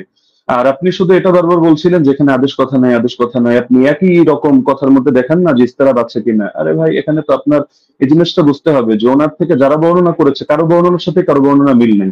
এক জায়গায় আদেশের কথা আছে, আরেক জায়গায় আদেশের কথা নেই। এক জায়গায় আমলের কথা আছে, আরেক জায়গায় আবার আমলের কথা নেই, শুধু আদেশের কথা। এখন আদেশ নিয়ে আপনি 8টা কেন, আদেশ নিয়ে শুধু দুটোই দেখতে পারবেন। ইমাম মালিকের যে সনদটা আনলেন সেখানে ইমাম মালিক রহমতুল্লাহ আলী তার সনদের মধ্যে আছে যে তিনি আদেশ দিয়েছেন, আর দাউদ বিন কায়েসের মধ্যে আছে যে আদেশ দিয়েছেন। কিন্তু এখন দাউদ বিন কায়েসের এই সনদের মধ্যে জামা আলা এটা যোগ করলে অর্থ এটাই দাঁড়ায় যে ওমর মানুষকে 21 রাকাতের ব্যাপারে একত্রিত করেছেন। তাহলে এটা কিভাবে সম্ভব যে একই হাদিসের মধ্যে এক জায়গায় বলা হচ্ছে 21 রাকাত, আর এক জায়গায় বলা হচ্ছে 11 রাকাত? যদি হাদিস ভিন্ন ভিন্ন হতো, ভিন্ন ভিন্ন বর্ণনাকারী থেকে, আমরা তাহলে ধরতাম না এটা জামানার ভিন্নতা। লেকিন এরকম তো কোনো ব্যাপার ঘটেনি। সুতরাং এটা গায়ে পড়ে করা হয় না। আর সাত বর্ণনা কাকে বলে? দাউদ বিন কায়েসকে আপনি কোন পর্যায়ে দাঁড় করিয়ে আপনি সাজ এখানে বলবেন, বা আপনি এটাকে ওইটার সাথে সাংঘর্ষিক করবেন? যদি এক রিওয়ায়াতের মধ্যে সংখ্যা কম পাই আর এক রিওয়ায়াতের মধ্যে সংখ্যা বেশি পাই, তাহলে সেই ক্ষেত্রে কি হুকুম আছে? এটা তো আপনার ফতোয়ার আলোকেই করতে হবে। আপনি তো মন করা একটা বললে হবে না। আর কিছু কথা তো আপনি বলেছেন একদম মানে সনদ ছাড়া, যেগুলোর কোনো সনদই নেই। আপনি ইমাম মালিকের একটা ফতোয়া আনলেন, হলো তার এক শাগরেদ বলেছেন, তার শাগরেদ থেকে কি আপনি শুনেছেন না ওই কিতাবের লেখক ডাইরেক্ট শুনেছে? মাঝখানে সনদগুলো গেল কোথায়? আর আপনি মাযহাব নিয়ে কথা বলতে চাইলে মাযহাবের ব্যাপারে মূলনীতিগুলো তো আপনার জানা থাকা দরকার। ধরেন মালিকি মাযহাব নিয়ে আমি 100টা মত পেলাম, তাহলে আমি কোন মতটা চূড়ান্ত ধরবো? এখন ইমাম মালিক থেকে একটা বিশুদ্ধ মত দেখাতে পারবেন না যে ইমাম মালিক রহমতুল্লাহ আলী কোথাও আত্মাঘাতের মতামত দিয়েছেন। আপনি হাফিজ ইবনে হাজার আসকালানী রহমতুল্লাহ আলী, আপনাদেরও পছন্দের ব্যক্তিত্ব, তার কিতাব থেকেও আপনারা দেখে নিতে পারেন, অথবা তার হাওয়ালা আমি হুবহু বাক্য বলে দিচ্ছি। তিনি লিখেছেন ইতিমাদুহুম ফিল আহকাম ওয়াল ফাতওয়া আলা মা রাওয়াহু ইবনুল কাসিম আন মালিক সাওয়াউন ওয়াফাকা মা ফিল মুওয়াত্তা আম লা। যে ফতোয়া দেওয়ার ক্ষেত্রে, বিধিবিধান বর্ণনা করার ক্ষেত্রে ইবনুল কাসিম যেটা বর্ণনা করবে ইমাম মালিক থেকে সেটাই গ্রহণযোগ্য, এবং সেটা মুওয়াত্তা কিতাবের মধ্যে যা আছে তার সাথে মিলুক বা না মিলুক, এটা হলো মাযহাবের মূল ভিত্তি হিসেবে ধরা হবে। এটা তাজিলুল মানফা 4 নম্বর পৃষ্ঠার মধ্যে পেয়ে যাবেন। তো ওনার শাগরেদ ইবনুল কাসিম বলেন, ইবনে আইমান বলেন, তাদের থেকে কোথাও আপনি আত্রাগাতের দূরতম কথাও দেখাতে পারবেন না। আত্রাগাতের কথা আল্লামা আইনি যেটা এনেছেন, সৈয়দী যেটা এনেছেন, আপনি সৈয়দীটা তো আনেননি, এটা আপনার নজরে পড়ে নাই হয়তো, যে জায়গা থেকে কপি পেস্ট করেছেন। না হলে এর বিপরীতে আমি আপনাকে, যদি 100 চান আমি 100 হাওলা আপনাকে দিয়ে দিতে পারবো। যদি আপনি বলেছেন যে আলাদা ডিবেটের আয়োজন করলে, তো ঠিক আছে, করতে পারেন। তো ইমাম আইনি বলেছেন, ইমাম সৈয়দী বলেছেন, বেসনদ কথাবার্তা কোথাও দলিলযোগ্য হবে না। তো মোহাম্মদ বিন ইসহাক এখানে ফ্যাক্টর না, আর অন্য লোক ফ্যাক্টর না। আর আপনি বলছেন যে আমরা দেওবন্দিরা গায়ে পড়ে দাবি করি মুস্তারিদ, আর কেউ দাবি করে না কেন? আপনি তো আহলে হাদিস ঘরানার। তো আপনাদের পিস পাবলিকেশন থেকে বই প্রকাশিত হয়েছে রাসূল সাল্লাল্লাহু আলাইহি ওয়াসাল্লামের প্র্যাকটিক্যাল নামাজ কোরআন ও সহিহ হাদিসের আলোকে। এই বইয়ের 222 নম্বর পৃষ্ঠা থেকে আমি আপনাকে শোনাচ্ছি। তার শাসন আমলে, তার মানে ওমরের কথা চলছে, 11 রাকাত এবং 21 রাকাত তারাবি সালাত তাদের প্রমাণ পাওয়া যায়। সাহেব রাদিয়াল্লাহু আনহু তৃতীয় ছাত্র মুহাম্মদ ইবনে ইউসুফ উপরোক্ত কথাগুলোর বর্ণনাকারী। হাদিসের মূল সূত্র অনুসারে একই রাবির একই বিষয়ে পৃথক পৃথক মত প্রকাশ করা বিশুদ্ধ হওয়ার অন্তরায়। সুতরাং 20 রাকাতের অভিন্ন মত গ্রহণ করাই যুক্তিসঙ্গত। তাহলে ইস্তিলাফের কথা, ইখতিলাফের কথা কি আমরা টানলাম নাকি আপনাদের লোকেরাও এটা টেনেছে? এটা তো আপনাদের স্পষ্টভাবে দেখা দরকার। আর আপনি বারবার শুধু এই প্রসঙ্গগুলো তো এখানে অপ্রাসঙ্গিক কথা টানলে হবে না, যে গোল্ডেন চেইন, গোল্ডেন চেইন। আরে গোল্ডেন চেইন নাকি এটা ডায়মন্ডের চেইন নাকি হলো এটা রূপার চেইন, সেটা তো আমাদের দরকার না। আমাদের দরকার হলো আপনার এখানে 5টা জিনিসটা এক রাখতে হবে। আপনি শুধু আমাদের কথা প্রসঙ্গে বলছেন যে সনদের মধ্যে কোনো ইনকিতা নাই, আপনারা প্রমাণ করেন। আরে সনদের মধ্যে তো ইনকিতা বাস্তবেই নাই। আপনি যে ইনকিতা আপনার চোখে দেখতে পাচ্ছেন, এটা আপনার পড়াশোনা কম থাকার কারণে হচ্ছে। না হলে আমি তো উসুলের আলোকে দেখালাম, উসুলগুলো তো আপনি খণ্ডন করতে পারেননি এবং সম্ভাবনা। তো যার কারণে সনদের মধ্যে তো ইনকিতা নেই, তো শুধু গায়ের জোরে বললে তো হবে না। তো হাদিসটা যারা বলেছে হাদিস সহিহ হওয়ার জন্য এই 5টা শর্ত, সেই ইমামরাই, এটা অন্য কোনো ইমাম না। আমি আজিব গারিব কারো নাম টানি নাই বা আমাদের কোনো বড় হুজুরের নাম টানি নেই, তারাই এই মূলনীতিটা দাঁড় করিয়েছেন। তো সুতরাং এটাকে আপনি গায়ের জোরে অথবা চাপার জোরে বা একটা হাসি দিয়ে ফেলে দেওয়ার মতো বিষয় না। তো আবার কিছু আলোচনা টেনেছেন একেবারে অপ্রাসঙ্গিক, যেমন ওমর কাকে আদেশ দিয়েছেন। আচ্ছা, ওমর আপনাকে আদেশ দিল বা আমাকে আদেশ দিল, মানে কাকে আদেশ দিল এটার সাথে কোন বিষয়ের সম্পর্ক? এখন রাজুলান, এই রাজুলান শব্দটা যদি এমন হয় যে পৃথিবীর কেউ কোনোদিন জানতে পারলো না যে রাজুলানটাকে উবাই বিন কাব নাকি তামিম দারি নাকি অন্য কোনো সাহাবী, এটা কি সমস্যা? আমাদের তো আলোচ্য বিষয় এটা যে ওমর রাদিয়াল্লাহু আনহু তিনি কত রাকাতের আদেশ করেছেন, 8 নাকি 20। 8-এর পক্ষে আপনি যে দলিল দিয়েছেন সেই দলিলটা মুস্তারিব একটা রিওয়ায়াত, যে রিওয়ায়াতটা গ্রহণযোগ্য না। আপনাদের কিতাবের মধ্যেই লেখা আছে যে না, এই রিওয়ায়াতটা দলিলযোগ্য হয় না। তো সুতরাং এটা তো আমাদের এখানে টেনে লাভ নেই। তার মধ্যে আরো কিছু আলোচনা টেনেছেন একেবারে প্রাসঙ্গিক, যে এমন জিনিস দেখান, এমন জিনিস দেখান, অমুকের আগে কে করেছে, তমুকের আগে কে করেছে, মাদানী রাওয়ি, সিলসিলাতুল জাহাবিয়া, গোল্ডেন চেইন ইত্যাদি। এগুলো দেখানো না দেখানো তো মূল বিষয় না। আপনি অপ্রাসঙ্গিক প্রশ্ন আমিও চাইলে আপনাকে 100টা করতে পারি, কিন্তু আমি পূর্বের অংশগুলোতে একটা অপ্রাসঙ্গিক কথা বলিনি। অতি অল্প সময়ের মধ্যে শুধু আপনাকে আমি মূলনীতিগুলো বলেছি, লেকিন আপনি যেহেতু আগে একটা ফরম্যাট সাজিয়ে এনেছেন, তো যার কারণে মূলনীতিগুলো আপনি করেননি। এই যে আবু জাফরকে নিয়ে আপনি মাঝখান থেকে কথা প্রসঙ্গে টেনেছেন, যদি আমি এগুলো মূল দলিল দেইনি। আরো মজার বিষয় হলো আপনি এমন কিছু খণ্ডন করে দিয়েছেন যেটা আমি বলিই নাই। আবার আমি যেটা বলেছি এমন অধিকাংশ পয়েন্ট দিয়েছেন বাদ দিয়ে কয়েকটা রিওয়ায়াত বললেন যে আপনি এটা বলেছেন, আমি হতাশ, অথচ এটার জবাব এটা, অথচ সেটা আমি বলিনি। তো মাঝখানে আবু জাফরকে টেনে এনেও আপনি দাঁড় করিয়ে দিলেন যে আবু জাফর এটা সর্বসম্মতিক্রমে যায়িফ, কিছু কারণও টানলেন, অথচ আবু জাফর মুখতালাফ ফিহি যায়িফ না। যদিও এটা মূল আলোচনা, প্রাসঙ্গিক ভাবে বলছি, মুখতালাফ ফিহি যায়িফ না। তাকে নিয়ে ইখতিলাফ হওয়া ভিন্ন জিনিস, আর চূড়ান্ত ভাবে যায়িফ হিসেবে স্বীকৃত হওয়া ভিন্ন জিনিস। আপনি যে মত টানলেন এই মতের মধ্যেও তো আপনি মিস্টেক করেছেন। দেখা যাচ্ছে আলবানী রাহিমাহুল্লাহ এক্ষেত্রে এই কাজটা করেছেন, সদুকুন এই শব্দটা বাদ দিয়ে পরবর্তী যে কথাটা তিনি ভুল করেন ইত্যাদি, তার মধ্যে সমস্যা, ওই কথাটা টেনেছেন। তো সদুকুন হুকুমটা বাদ দিয়ে দিয়েছেন। অথচ আবু জাফরকে নিয়ে যদি দেখেন, ইয়াহয়া ইবনে মাইন সিকা বলেছেন, ইবনু আবি মারিয়াম বলেছেন তার হাদিস লেখা যাবে, সমস্যা নেই। ইবনুল মাদিনী বলেছেন সে আমাদের দৃষ্টিতে সিকা। ইবনু আম্মার মাউসিলি বলেছেন সিকা। আবু হাতিম বলেছেন সিকা, সাদুক, সালিহুল হাদিস। জাকারিয়া সাজি বলেছেন সাদুকুন লাইসা বি মুতকিনিন। ইবনু আদি বলেছেন লাহু আহাদিসু সালিহা ওয়াকাদ রাওয়া আনহু الناس واحاديثها عامتها مستقيمه وارجو انه لا باس به। ইবনু সাদ বলেছেন কানা সিকা। হাকিম বলেছেন সিকা। ইবনু আব্দুল বার বলেছেন হুয়া ইনদাহুম সিকা আলিমুন বিতাফসিরিল কোরআন। এগুলো আরো দেখতে পারেন আপনি তাহযিবুত তাহযিব 10 নম্বর খণ্ড 62 নম্বর পৃষ্ঠা। তো আবার তার থেকে কি কি দুর্বল বর্ণনা, এগুলো আলাদা লিস্ট আপনি পাবেন হাফেজ ইবনে আদির কিতাবের মধ্যে, আল কামিল, যেটা 5 নম্বর খণ্ড 255 পৃষ্ঠা। সেখানে দেখবেন এই তারাবি সংক্রান্ত রিওয়ায়াতটা তিনি টানেননি। তো বারবার আপনি মুরসাল মুরসাল, এই গায়ের জোরে মুরসাল সাব্যস্ত করে দিয়েই কথা তো শেষ না। আমরা যে মূলনীতিগুলো বললাম, আর এটাও আমরা দেখালাম যে সনদ কোথাও সহি না হওয়ার পরও সেই ক্ষেত্রে আপনার হুকুম আরোপ করে দেওয়া হয় যে এই জিনিসটা যেহেতু উম্মতের ব্যাপক আমলের মধ্যে আছে, কখনো কখনো সেটাকে আমলযোগ্য বানিয়ে দেওয়া হয়। এটা মানে ইমামদের সর্বসম্মত একটা উসুল, যদি আমরা এগুলোকে কোনোটাকে মূল ধরি নেই। আপনি তো এখানে বলতে চাচ্ছেন, আপনার মূল কথাই এটা যে ইয়াহইয়া বিন সাঈদ হয়তো কোন আলতু ফালতু রাওয়ী থেকে এনেছেন এবং এই হাদিসের মধ্যে একটা দুর্বলতা তৈরি হয়েছে, অথচ প্রথম ধাপের মূলনীতিগুলোর মধ্যে আমরা যা বলেছি এখানে আপনার কথাগুলো খণ্ডন হয়ে যায়।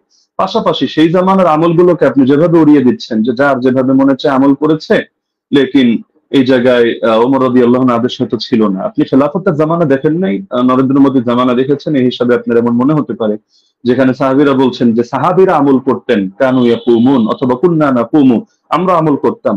তো তারা সকলে আমল করতেন আর খলিফা এখানে কিছু জানতো না, কিন্তু কোন বাড়িতে কি হচ্ছে না হচ্ছে এরকম সূক্ষ্মাতি সূক্ষ্ম অনেক বিষয় পর্যন্ত খলিফা জেনে যাচ্ছে। এটা তো অদ্ভুত ব্যাপার। খেলাফতের জামানার ব্যাপারেও যে বেদাত ওমরের জামানায় চলছে, যে ওমর একেবারে হুদাইবিয়ার সন্ধি হলো যে গাছের নিচে সেই গাছ কেটে দিয়ে আসছে, হাজরে আসওয়াদ চুমু খাওয়ার সময় পর্যন্ত ক্লিয়ার ভাবে বলছে যে আমি এই আকীদা পোষণ করি না তুমি কারো ক্ষতি করতে পারো, উপকার করতে পারো, বরং আমি এজন্য করছি তোমার গায়ে চুমু খাচ্ছি যে আল্লাহ রাসূল সাল্লাল্লাহু আলাইহি ওয়াসাল্লাম চুমু খেয়েছেন এই কারণে। তো আপনি যে কথাগুলো বললেন, একটা নতুন কথা আসলে আমি পাইনি। এগুলো হাফেজ জুবাইর আলী জাহিদ কিতাব যদি কেউ পড়ে, বা শাইখ আলবানী সালাতুত তারাবি পড়ে, অথবা আপনার আব্দুর রহমান মোবারকপুরি সাহেবের কিতাবগুলো পড়ে, ব্যাস ওই যা বলেছে আপনিও ঘুরে ফিরে সেই কথাগুলোই বলেছেন।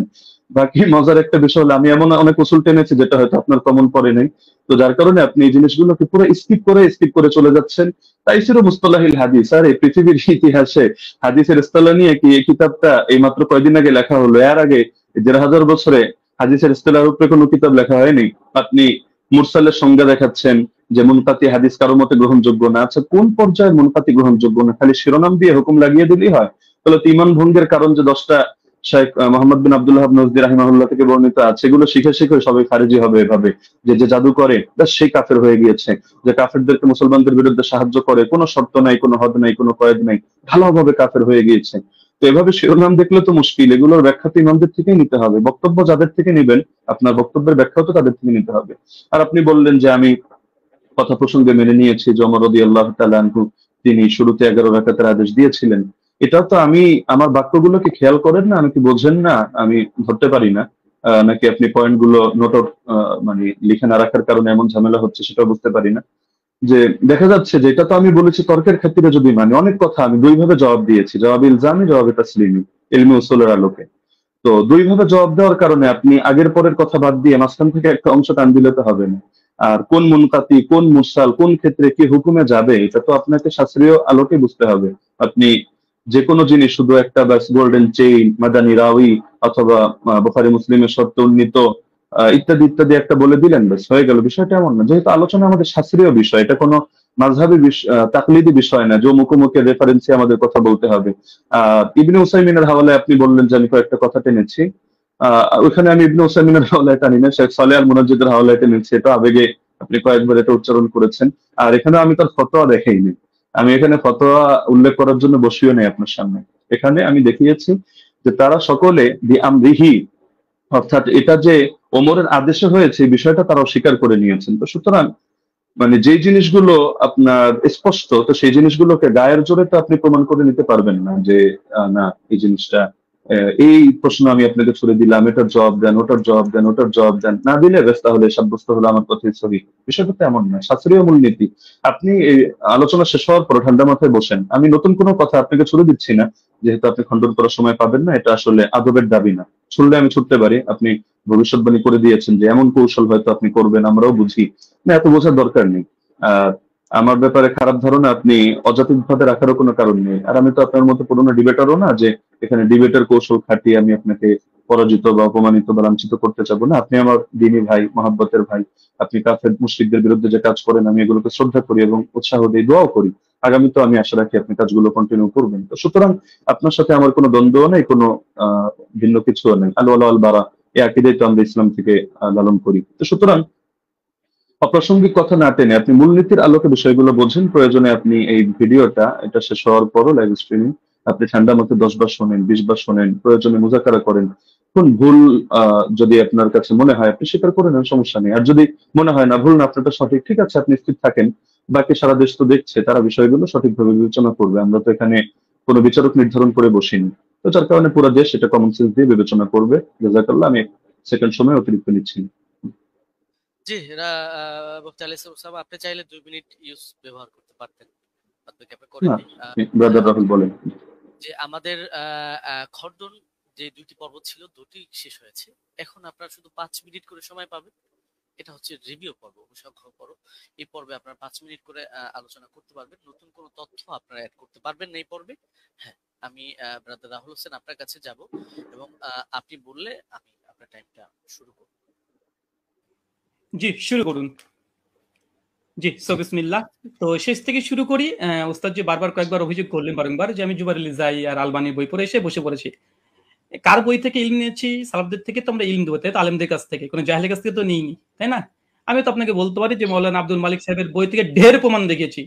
তো তার কাছ থেকে জ্ঞান নিয়েছি, আপনার কাছ থেকে আমি জ্ঞান নিই। বিভিন্ন জায়গা থেকে জ্ঞান নিই। আমি জ্ঞান আমার উপরে এলহাম আসবে না, এটা অন্তত আপনি মানেন যে আমার প্রতি এলহাম আসবে না। আলেম ওলামাদের বই পড়েই আমাদের এখানে আসছে, এসে আলোচনা করা। তো এখানে এত এতরাজ করার অভিযোগ মানে আমি বুঝলাম না। 2 নম্বর, তিনি বললেন যে আমি নাকি এমন কিছু অভিযোগের জবাব দিয়েছি, যেহেতু আগে থেকে স্লাইড তৈরি করে রেখেছি, এই জন্য নাকি আমি তাল খুঁয়ে ফেলেছি। আমি অবাক হয়েছি, যে ভাবলাম যে ওস্তাদ জি হয়তো অনেক কিছু মানে একদম ইলমে হাদিসের অনেক কিছু নিয়ে আসবে। এসে আমি অবাক হয়েছি, না, কিছুই নিয়ে আসেনি। একটা মুত্তাসিল সনদই পেশ করতে পারেনি। তার জন্য আমি অনেক কিছু ভেবে অনেক কিছু রেডি করে গেছি। দুর্ভাগ্য যে আমি যা রেডি করেছি তার 30% দলিল দিতে পারিনি। আমি একদম নিশ্চিত, আমি যদি আজকে ওসামা যে উস্তাদজির মানে ওসামার জায়গাতে থাকতাম, উস্তাদজির পক্ষে থাকতাম, তাহলে আমি এর চাইতে ঢের দলিল দেখাতে পারতাম। ঢের দলিল লাগাতে না, আমার কাছে 20 টাকার পক্ষে আরো অনেক দলিল ছিল, অনেক দলিল, কিন্তু উস্তাদজি দিতে পারেনি, না দেয়নি, না কি আমি বুঝলাম না। তো যাই হোক, সেটা একটা আলাদা বিষয়। এখানে লাস্টে তিনি ঘুরে দিলেন যে এটা ইনকেতা। ইনকেতা কেমন ইনকেতা? জি, আপনার চেয়ে তো অনেক বড় বড় উস্তাদজিরাই তো আমাকে শিখে দিয়েছে এটা ইনকেতা। যেমন দলিল নামাজে মাসাল বই তো দেখালাম, তিনি ইনকেতা স্বীকার করে নিয়েছেন, মুরসাল স্বীকার করে নিয়েছেন। জাফর আহমদ উসমানী বলছে মুরসাল, ইনকেতা আছে, বিচ্ছিন্নতা আছে। আমি আপনাকে পরিষ্কার চ্যালেঞ্জ করেছি, জবাব আপনি এখন পর্যন্ত দিচ্ছেন না। যে হাদিস সহিহ হওয়ার জন্য 5টা শর্ত। প্রথম শর্ত, হাদিস মুত্তাসিল হতে হবে। হাদিস কি মুত্তাসিল? মুত্তাসিল না, বিচ্ছিন্ন ঘটেছে, ওলামারা স্বীকার করে নিয়েছে। আজ যদি আপনি অস্বীকার করতে চান, জনসাধারণ দেখছে, জনসাধারণ দেখছে, এমন খেয়ানত অন্তত করাটা উচিত নয়। যেখানে আমাদের মৌলানা আব্দুল মালিক আব্দুল মতিন সাহেব স্বীকার করে নিয়েছে ইনকেতা ঘটেছে, আর আপনি এসে বলছেন যে ইনকেতা ঘটেনি, ইনকেতা ঘটেছে, তারা মূর্খ। এখন মৌলানা আব্দুল মালিক মতিনকে কেউ যদি মূর্খ বলতে চাই, বলতে পারবে, তবে আমি বলতে চাই না। 3 নম্বর, তিনি বললেন যে দাউদ বিন কায়েসের হাদিসের জমা হওয়ার কথা আছে, ধরে নিলাম, আচ্ছা আছে, জমা হওয়ার কথা আছে। আচ্ছা ওস্তাদ জি, এটা কি ইনসাফ? মোহাম্মদ বিন ইউসুফ থেকে টোটাল 8 জন বর্ণনা করছে তারাবি রাকাত, 5 জন বর্ণনা করছে 1 রাকাতের পক্ষে, এই 6 জন, আর মাত্র দাউদ বিন কায়েস বলছে 11 রাকাত। তাহলে 7 যদি হয়, কোনটা হবে? দাউদ বিন কায়েসের বিরুদ্ধে মোহাম্মদ বিন ইউসুফের 5 জন শাগিরদ আছে। এই 5 জনকে উড়িয়ে দিয়ে দাউদ বিন কায়েসের হাদিসটা আপনি গ্রহণ করতে চাচ্ছেন? এটা কোথাকার রাসূল, একটু আমাকে জানিয়ে দিবেন। আর 2, দাউদ বিন কায়েসের আমি আরেকটা অংশ বলেছি, ওটা আপনি হয়তো হজম করতে পারেননি, কারণ এই দলিলটা নতুন আপনার কাছে, বুঝতে পারেননি। আমি বলেছিলাম যে দাউদ বিন কায়েস তিনি আরেকজন তার ছাত্রের কাছে ইমাম ফারাবির কিতাবুস সিয়াম থেকে দলিল দিয়েছি, যে তিনি বলেছেন ওমর রমজান মাসে তারাবির জামাত শুরু করেছে, কত রাকাত উল্লেখ নেই। এবং মুসান্নাফ আব্দুর রাজ্জাক ওই সনদেই ওখানে আছে দাউদ বিন কায়েস ওয়া গায়রহু, এবং আরেকজন বর্ণনা করেছে, কে বর্ণনা করছে উল্লেখ নেই। এখানে দাউদ বিন কায়েস রাহিমাহুল্লাহ তিনি অন্য ছাত্রকে বলছে কোন রাকাতের কথা উল্লেখ করেনি। তাই যদি সাজ হতে হয় 21 রাকাতে বর্ণনা সাজ, কেন দাউদ বিন কায়েসের বিরুদ্ধে 5 জন 1 রাকাত বর্ণনা করেছে। ইয়াইয়া সাইদ আল কাত্তানের মতো রাবি আছে, কাকে চাই আর, কে দরকার আর? ইয়াইয়া সাইদ কাত্তান এর মতন ব্যক্তি আছে, তারপর অন্য কাউকে দরকার? 5 জন। তাই দাউদ বিন কায়েসের হাদিসই জয়ীফ হবে, সাজ হবে মোহাম্মদ বিন ইউসুফ থেকে, বাকি 5 জনের হাদিস কোনোভাবেই না দাউদ বিন কায়েসের হাদিস। অতএব মানে এই হাদিসে এসে সাজ হওয়ার কারণে জয়ীফ, প্রথম কথা। এখানে বলছেন যে ইমাম মালিক থেকে নাকি আমি প্রমাণ পেশ করতে পারবো না যে ইমাম মালিকের ছাত্ররা, কারণ যে মাযহাবের আমি মত বর্ণনা করব সেই মাযহাবের ইমাম থেকে দেখাতে হবে। আমি মনে ভুলে গেছেন, আপনি যে কাসেম থেকে বর্ণনা পেশ করেছেন, ওই কাসেম থেকে দেখিয়ে দিয়েছি। ইবনুল কাসিম ইমাম মালিকের ছাত্র স্বয়ং বলছে যে ইমাম মালিকের যুগে 36 রাকাত হতো, কিন্তু ইমাম ইবনে কাসিম নিজে বলছে যে আমি, ইমাম মালিক বলেছেন যে ফি নাফসি, আমার জন্য ইহিদ আশারা, আমি 1 রাকাতকে গ্রহণ করেছি। মানুষ কি পড়ছে ইমাম মালিকের জামানায়। ইমাম মালিক কত গ্রহণ করেছে? কত? তিনি 1 রাকাত। আমি আপনাকে 2-3টে প্রমাণ দেখেছি। বদরুদ্দিন আইনের কথা বলেছেন, বলছে সনদবিহীন। সনদবিহীনের কথা যদি আসে গোটা ফিকে হানাফিকে ডিস্ট্রাক্ট করে দেওয়া যায়, অন্তত এরকম সে বেইনসাফি করবেন না। আর এখানে আরেকটা বিষয়, যে উনি বললেন যে আমি আবু জাফর রাজিকে নিয়ে কিছু কথা বলেছি, উনি নাকি দলিল পেশি করেনি। ওস্তাদ জি একটু মাঝে মধ্যে পানি খাবেন, তাহলে একটু স্মৃতিটা একটু ভালো থাকবে। আপনি বলে দিয়েছেন ঝুলে, মনে নেই, আপনি বলেছেন আবুল আলিয়ার হাদিস আছে। আবুল আলিয়ার হাদিসের রাবি কে? আবুল আলিয়ার হাদিস মুক্তারা আল মুক্তারা আল হাদিস মুক্তারার মধ্যে আবু জাফর রাজি আছে। তাই বুঝি মাঝে মধ্যে একটু পানি খাবেন। আপনারা হয়তো অনেক পড়াশোনা করেন, মাঝে মধ্যে অনেক কিছু আছে দিয়ে মানে কি বলছি কি হয়তো এগুলো শুনতে পাচ্ছেন না। তো সর্বোপরি কথা হচ্ছে এটা, মুয়াত্তা মালিকের যে হাদিস আলহামদুলিল্লাহ গোল্ডেন চেন, এবং মুয়াত্তার উপরে যে অভিযোগ করেছিলেন যে দাউদ বিন কায়েস এখানে জয়ীফ, দাউদ বিন কায়েসের হাদিসে সাজ, ইমাম মালিক মুয়াত্তা মালিকের হাদিসের পক্ষে 7 জন আর হাদিস বর্ণনা করছে আলহামদুলিল্লাহ। আর 2 নম্বর, ওস্তাদ জি যতগুলো দলিল দিয়েছে সব সনদে ইনকেতা আছে। উনি এটাকে যতই জোর করে প্রমাণ করার চেষ্টা করুক যেটা ইনকেতা সনদ গ্রহণযোগ্য, আমিও 4 জন মুহাদ্দিসের কথা নকল করেছি। ইনকেতা মুরসাল হাদিস জয়ীফ হয়, 200 নামাজের মাসালেও আছে, সে মুসলিমাও আছে আলহামদুলিল্লাহ। 5 মিনিট আমি আলী হাসান ওসামা আপনার কাছে যাব এবং আপনি 5 মিনিট সময় পাবেন, এখানে নতুন কোনো তথ্য আপনি অ্যাড করতে পারবেন। জি, শুনতে পাচ্ছেন? আপনি বললে আমি টাইমটা শুরু করব। জি, শুরু করুন। 10 সেকেন্ড। হামিদান ওয়া মুসাল্লিয়ান ওয়া মুসাল্লিমা ওয়া বাদ। ব্রাদার রাহুল কিছু কথা বললেন যেটা আপনাদের মূলনীতির বাইরে ছিল। এটা তিনি বহুতবারই দিয়েছেন, আমি এটাগুলো এড়িয়ে দিয়েছি। লাস্ট এই পর্যায়ে আমি বলি, তিনি বললেন যে আমার জায়গায় থাকলে আরো দলিলের ভান্ডার খুলে দিতেন। দলিলের ভান্ডার খোলার প্রয়োজন নেই তো। আমার সামনে যে নোট আছে, আমি তো ঘোষণা দিয়েছি, দেখেছেন যে আমি বিষয়ে কিতাব রচনা করছি, শীঘ্রই বের হবে। তো সুতরাং দলিলের ভান্ডার নামিয়ে বসলে তো আর কিতাবের ঘোষণা অগ্রিম দেওয়ার কথা না। কিন্তু সবগুলো দেওয়ার কোনো প্রয়োজনই মনে হয়নি, কিছু জিনিসের রুচি হয়নি। আপনি যেমন একটাকে টেনে আরেকটার সাথে নিয়ে দাঁড় করিয়ে দিচ্ছেন। আপনি বলছেন যে 8 জন বর্ণনা করেছে, আমি কেন শুধু দাউদ বিন কায়েস আর মোহাম্মদ বিন ইউসুফের কথা আমি কেন টানছি বারবার, যেটা সাগরেদদের মধ্যে টেনেছি এ কারণে আমি বলেছি বাকি কোনোটার মধ্যে আপনি 8 জন না আপনি 100 জন দেখেন, কোনোটার মধ্যে আদেশের কথাই নেই।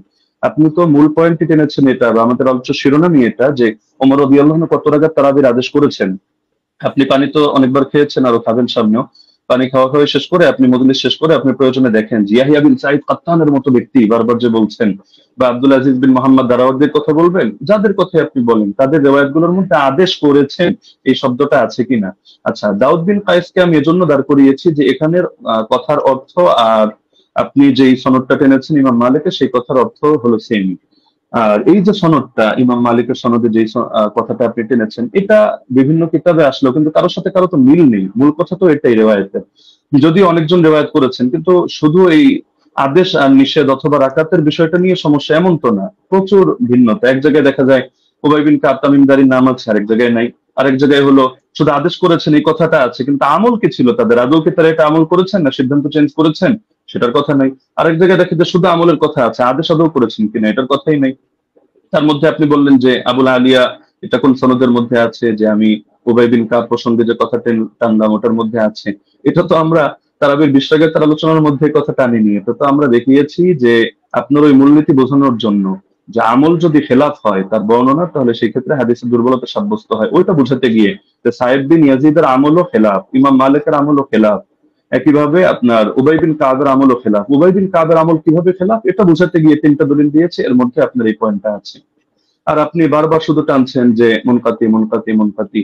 আপনি শুধু একটা শব্দ শিখলেই তো কাজটা শেষ না, আর হুকুমটা তো আপনার ইমামদের থেকে নিতে হবে, শাস্ত্রের আলোকে নিতে হবে। তো আপনি শাস্ত্রের আলোকে না নিয়ে আপনি শুধু নিজের গায়ের জোরে কথা একটা বললে তো হবে না। আপনি আব্দুল রহিম সাহেবের থেকে এলেম নেবেন নেন, আব্দুল মতিন সাহেবের থেকে এলেম নেবেন নেন। আপনি বলছেন যে ওনারাও মেনে নিয়েছেন মুনকাতি। আমি তো বললাম যে যেই নিমাউই রাসারুস সুনানের হাওয়ালা দিলেন, যে স্ক্রিনশট দিলেন, এখানেই দেখা যাচ্ছে ইমাম নিমাউই 2টা কথা বলেছেন। তা আপনি কি বলবেন যে নিমাউই এক পাগল, আগের লাইনে বলে এক কথা পরের লাইনে বলে আরেক কথা? আগের লাইনে বলে আসছে মুরসাল, পরের লাইনে বললো যে না এগুলোকে মুরসাল ধরা হয় না, মুত্তাসিল ধরা হয়। তো বলেন ইমাম নিবাবী একটা পাগল যে তিনি আসারুস সুনান এই কিতাবের মধ্যে মূর্খতার পরিচয় দিয়েছেন? না, এখানে আপনাকে বুঝতে হবে যে আমি এই শব্দ বলেছি, একটা জাহেরি বিবেচনা, একটা হলো হাকিকি বিবেচনা। এই পার্থক্যগুলো না বুঝে আপনি আলোচনার মধ্যে তো এভাবে বসলে তো মুশকিল। এজন্যই অনেকে নিষেধ করেছে যে আসলে শাস্ত্রের আলোচনা যেহেতু, তাহলে শাস্ত্রজ্ঞ ব্যক্তি ছাড়া এটা বলাও মুশকিল, বোঝানো মুশকিল। তা আমি আলোচনাটা আসলে শুধু ব্যক্তি আপনার জন্য করেছি এমন না, বরঞ্চ এটা সারা দেশের জন্য আলোচনা করা। যদি আমরা জানি যারা দলান্ধ, উভয় পক্ষে, আমি আপনাকে ইন্ডিকেট করে কোনো খারাপ কিছু মিন করছি না, দলান্ধরা কখনো তাদের মাসলা পরিবর্তন করে না। এটা জিবরিল আমিন যদি নাজিল হয়ে বলে তাও করবে না, এটাই দুনিয়ার আমাদের স্বাভাবিক অভিজ্ঞতা। তবে শাস্ত্র বোঝার মতো যোগ্যতা যদি কারো থাকে, তাহলে আপনার আলোচনা আমার আলোচনা সবগুলো নিরপেক্ষভাবে বসে কেউ যদি বিবেচনা করে সেই ক্ষেত্রে সিদ্ধান্ত নিতে পারবে, কোনো সমস্যার কিছু নেই। এটা নিয়ে আলাদা করে আমারও মন্তব্য করার কিছু নেই, আপনারও মন্তব্য করার কিছু নেই। মন্তব্য এটা জাতি করবে। এখন আমি যদি গায়ের জোরে একটা মন্তব্য করি, আপনি যদি গায়ের জোরে একটা মন্তব্য করেন, এটা ঘুরে ফিরে সে চর্বিত চর্বণ কথাই হবে। এটা জাতি তারা রিভিউ দিতে পারবে, তারাই আলোচনা করতে পারবে। আর আপনি ইমাম মালিক রাহিমাহুল্লাহ সূত্রে ইবনুল কাসেমের থেকে যে বর্ণনাটা আনলেন, আমি তো এটা বলেছি যে এটা নিয়ে যদি আপনি আলোচনায় বসতে চান তাহলে স্বাগতম আপনাকে। আমরা কত শত আপনার রেফারেন্স দরকার আমরা দেখিয়ে দিব যে ইমাম মালিক রহমাতুল্লাহ আলাইহি থেকে সিরেফ 2টা মত আছে। আমি দায়িত্ববোধের সাথে বলছি, একটা হলো 36 রাকাতের আর আরেকটা হলো 20 রাকাতের। 8 রাকাত পড়েছেন উনি, অথবা পড়াকে পছন্দ করতেন, অথবা তার মাযহাবের ব্যাপারে এটা ফতোয়া জারি করেছেন, এটা আপনি প্রমাণ করতে পারবেন না। হ্যাঁ, এখন বিভিন্ন কিতাবে বিচ্ছিন্নভাবে বিভিন্ন বক্তব্য আসতে পারে, এটা আপনিও জানেন। ইমাম ইবনুল হুমামের বক্তব্য যদি আপনি দাঁড় করান তারাবির ব্যাপারে, তাহলে দেখা যাবে আরেক ইমামের বক্তব্য দ্বারাই তার খণ্ডন হবে। তো এগুলো তো কিতাবের মধ্যে বহুত কিছুই থাকবে। শাস্ত্রের কাজই তো এটা, আপনি কিতাব থেকে কিভাবে আলাদা আলাদা করে বুঝবেন এই জিনিসটা আপনাকে হাসিল করতে হবে। আর আপনি যে কথাটা বললেন মুরসালের হুকুমটা সহিহ মুসলিম থেকে, যেহেতু সময় প্রায় শেষ আমি এটা বলার সুযোগ নেই, আমি আপনাকে রেফারেন্সটা দিয়ে দিচ্ছি। শারহ ইলাল তিরমিজি 1 নম্বর খণ্ড 543 পৃষ্ঠা থেকে আপনি এটা দেখে নেবেন যে আসলে এই মুরসালকে ঢালাওভাবে অগ্রহণযোগ্য কিনা। না, অগ্রহণযোগ্য না, এই কথাটা একটা বেদাতি কথা। তো এটা কিভাবে কি আমি আর সময় নিচ্ছি না, আপনি দেখে নিয়েন শারহ ইলাল তিরমিজি থেকে। জাযাকুমুল্লাহ, উহিব্বুকা ফিল্লাহ। আসসালামু আলাইকুম ওয়া রাহমাতুল্লাহ। জি, আপনাদের দুজনকে অনেক অনেক ধন্যবাদ, এবং ব্রাদার রাহুল হোসেন এবং শেখ মুফতি আলী হাসান ওসামা। আমাদের এই প্রোগ্রামটা খুবই চ্যালেঞ্জিং ছিল। আলহামদুলিল্লাহ আমরা চেষ্টা করেছি প্রোগ্রামটি নিরপেক্ষভাবে পর্যালোচনা করার জন্য, পরিচালনা করার জন্য, এবং এই প্রোগ্রামটি আপনারা আমাকে সহযোগিতা করেছেন। দুজনেই খুব সুন্দর আলোচনা করেছেন, এবং যারাই আলোচনা শুনেছেন আমি বলবো যে আপনারা নিজেদের মধ্যে ফাসাদ না করে আপনারা অবশ্যই দলিল গুলোকে বিবেচনা করে আপনারা সেই অনুযায়ী আমল করবেন। এবং আজকে আমার প্রোগ্রাম পরিচালনার ক্ষেত্রে যারা আমাকে সহযোগিতা করেছে, আমার পরিচালনা কমিটি, আমাদের সাথে রয়েছেন সকলের সুপরিচিত শেখ মাহবুবুল আমিন ভাই, তিনি নাস্তিকদের সাথেও ডিবেট করেন, এবং আমার সাথে রয়েছেন আমাদের রিপোর্টার মোশাররফ হোসেন ভাই এবং শিহাব মির্জা ভাই সহ আরো কয়েকজন ছিলেন। সকলকে ধন্যবাদ জানাই। এবং সর্বোপরি আমি প্রোগ্রামটি শেষ করব, শুধু শেষ কথাটা বলবো যে আমরা সকলেই নিজেদের মধ্যে মতানৈক্যকে দ্বন্দ্ব হিসাবে না নিয়ে আমরা নিজেদের যে মতের পার্থক্য আছে সেটাকে সুন্দরভাবে বিবেচনা করে আমরা উগ্রতা না করে নিজেদের সুন্দর মন মানসিকতায় মেনে নিই। এ পর্যন্তই আমি বলবো এবং শেষ করব।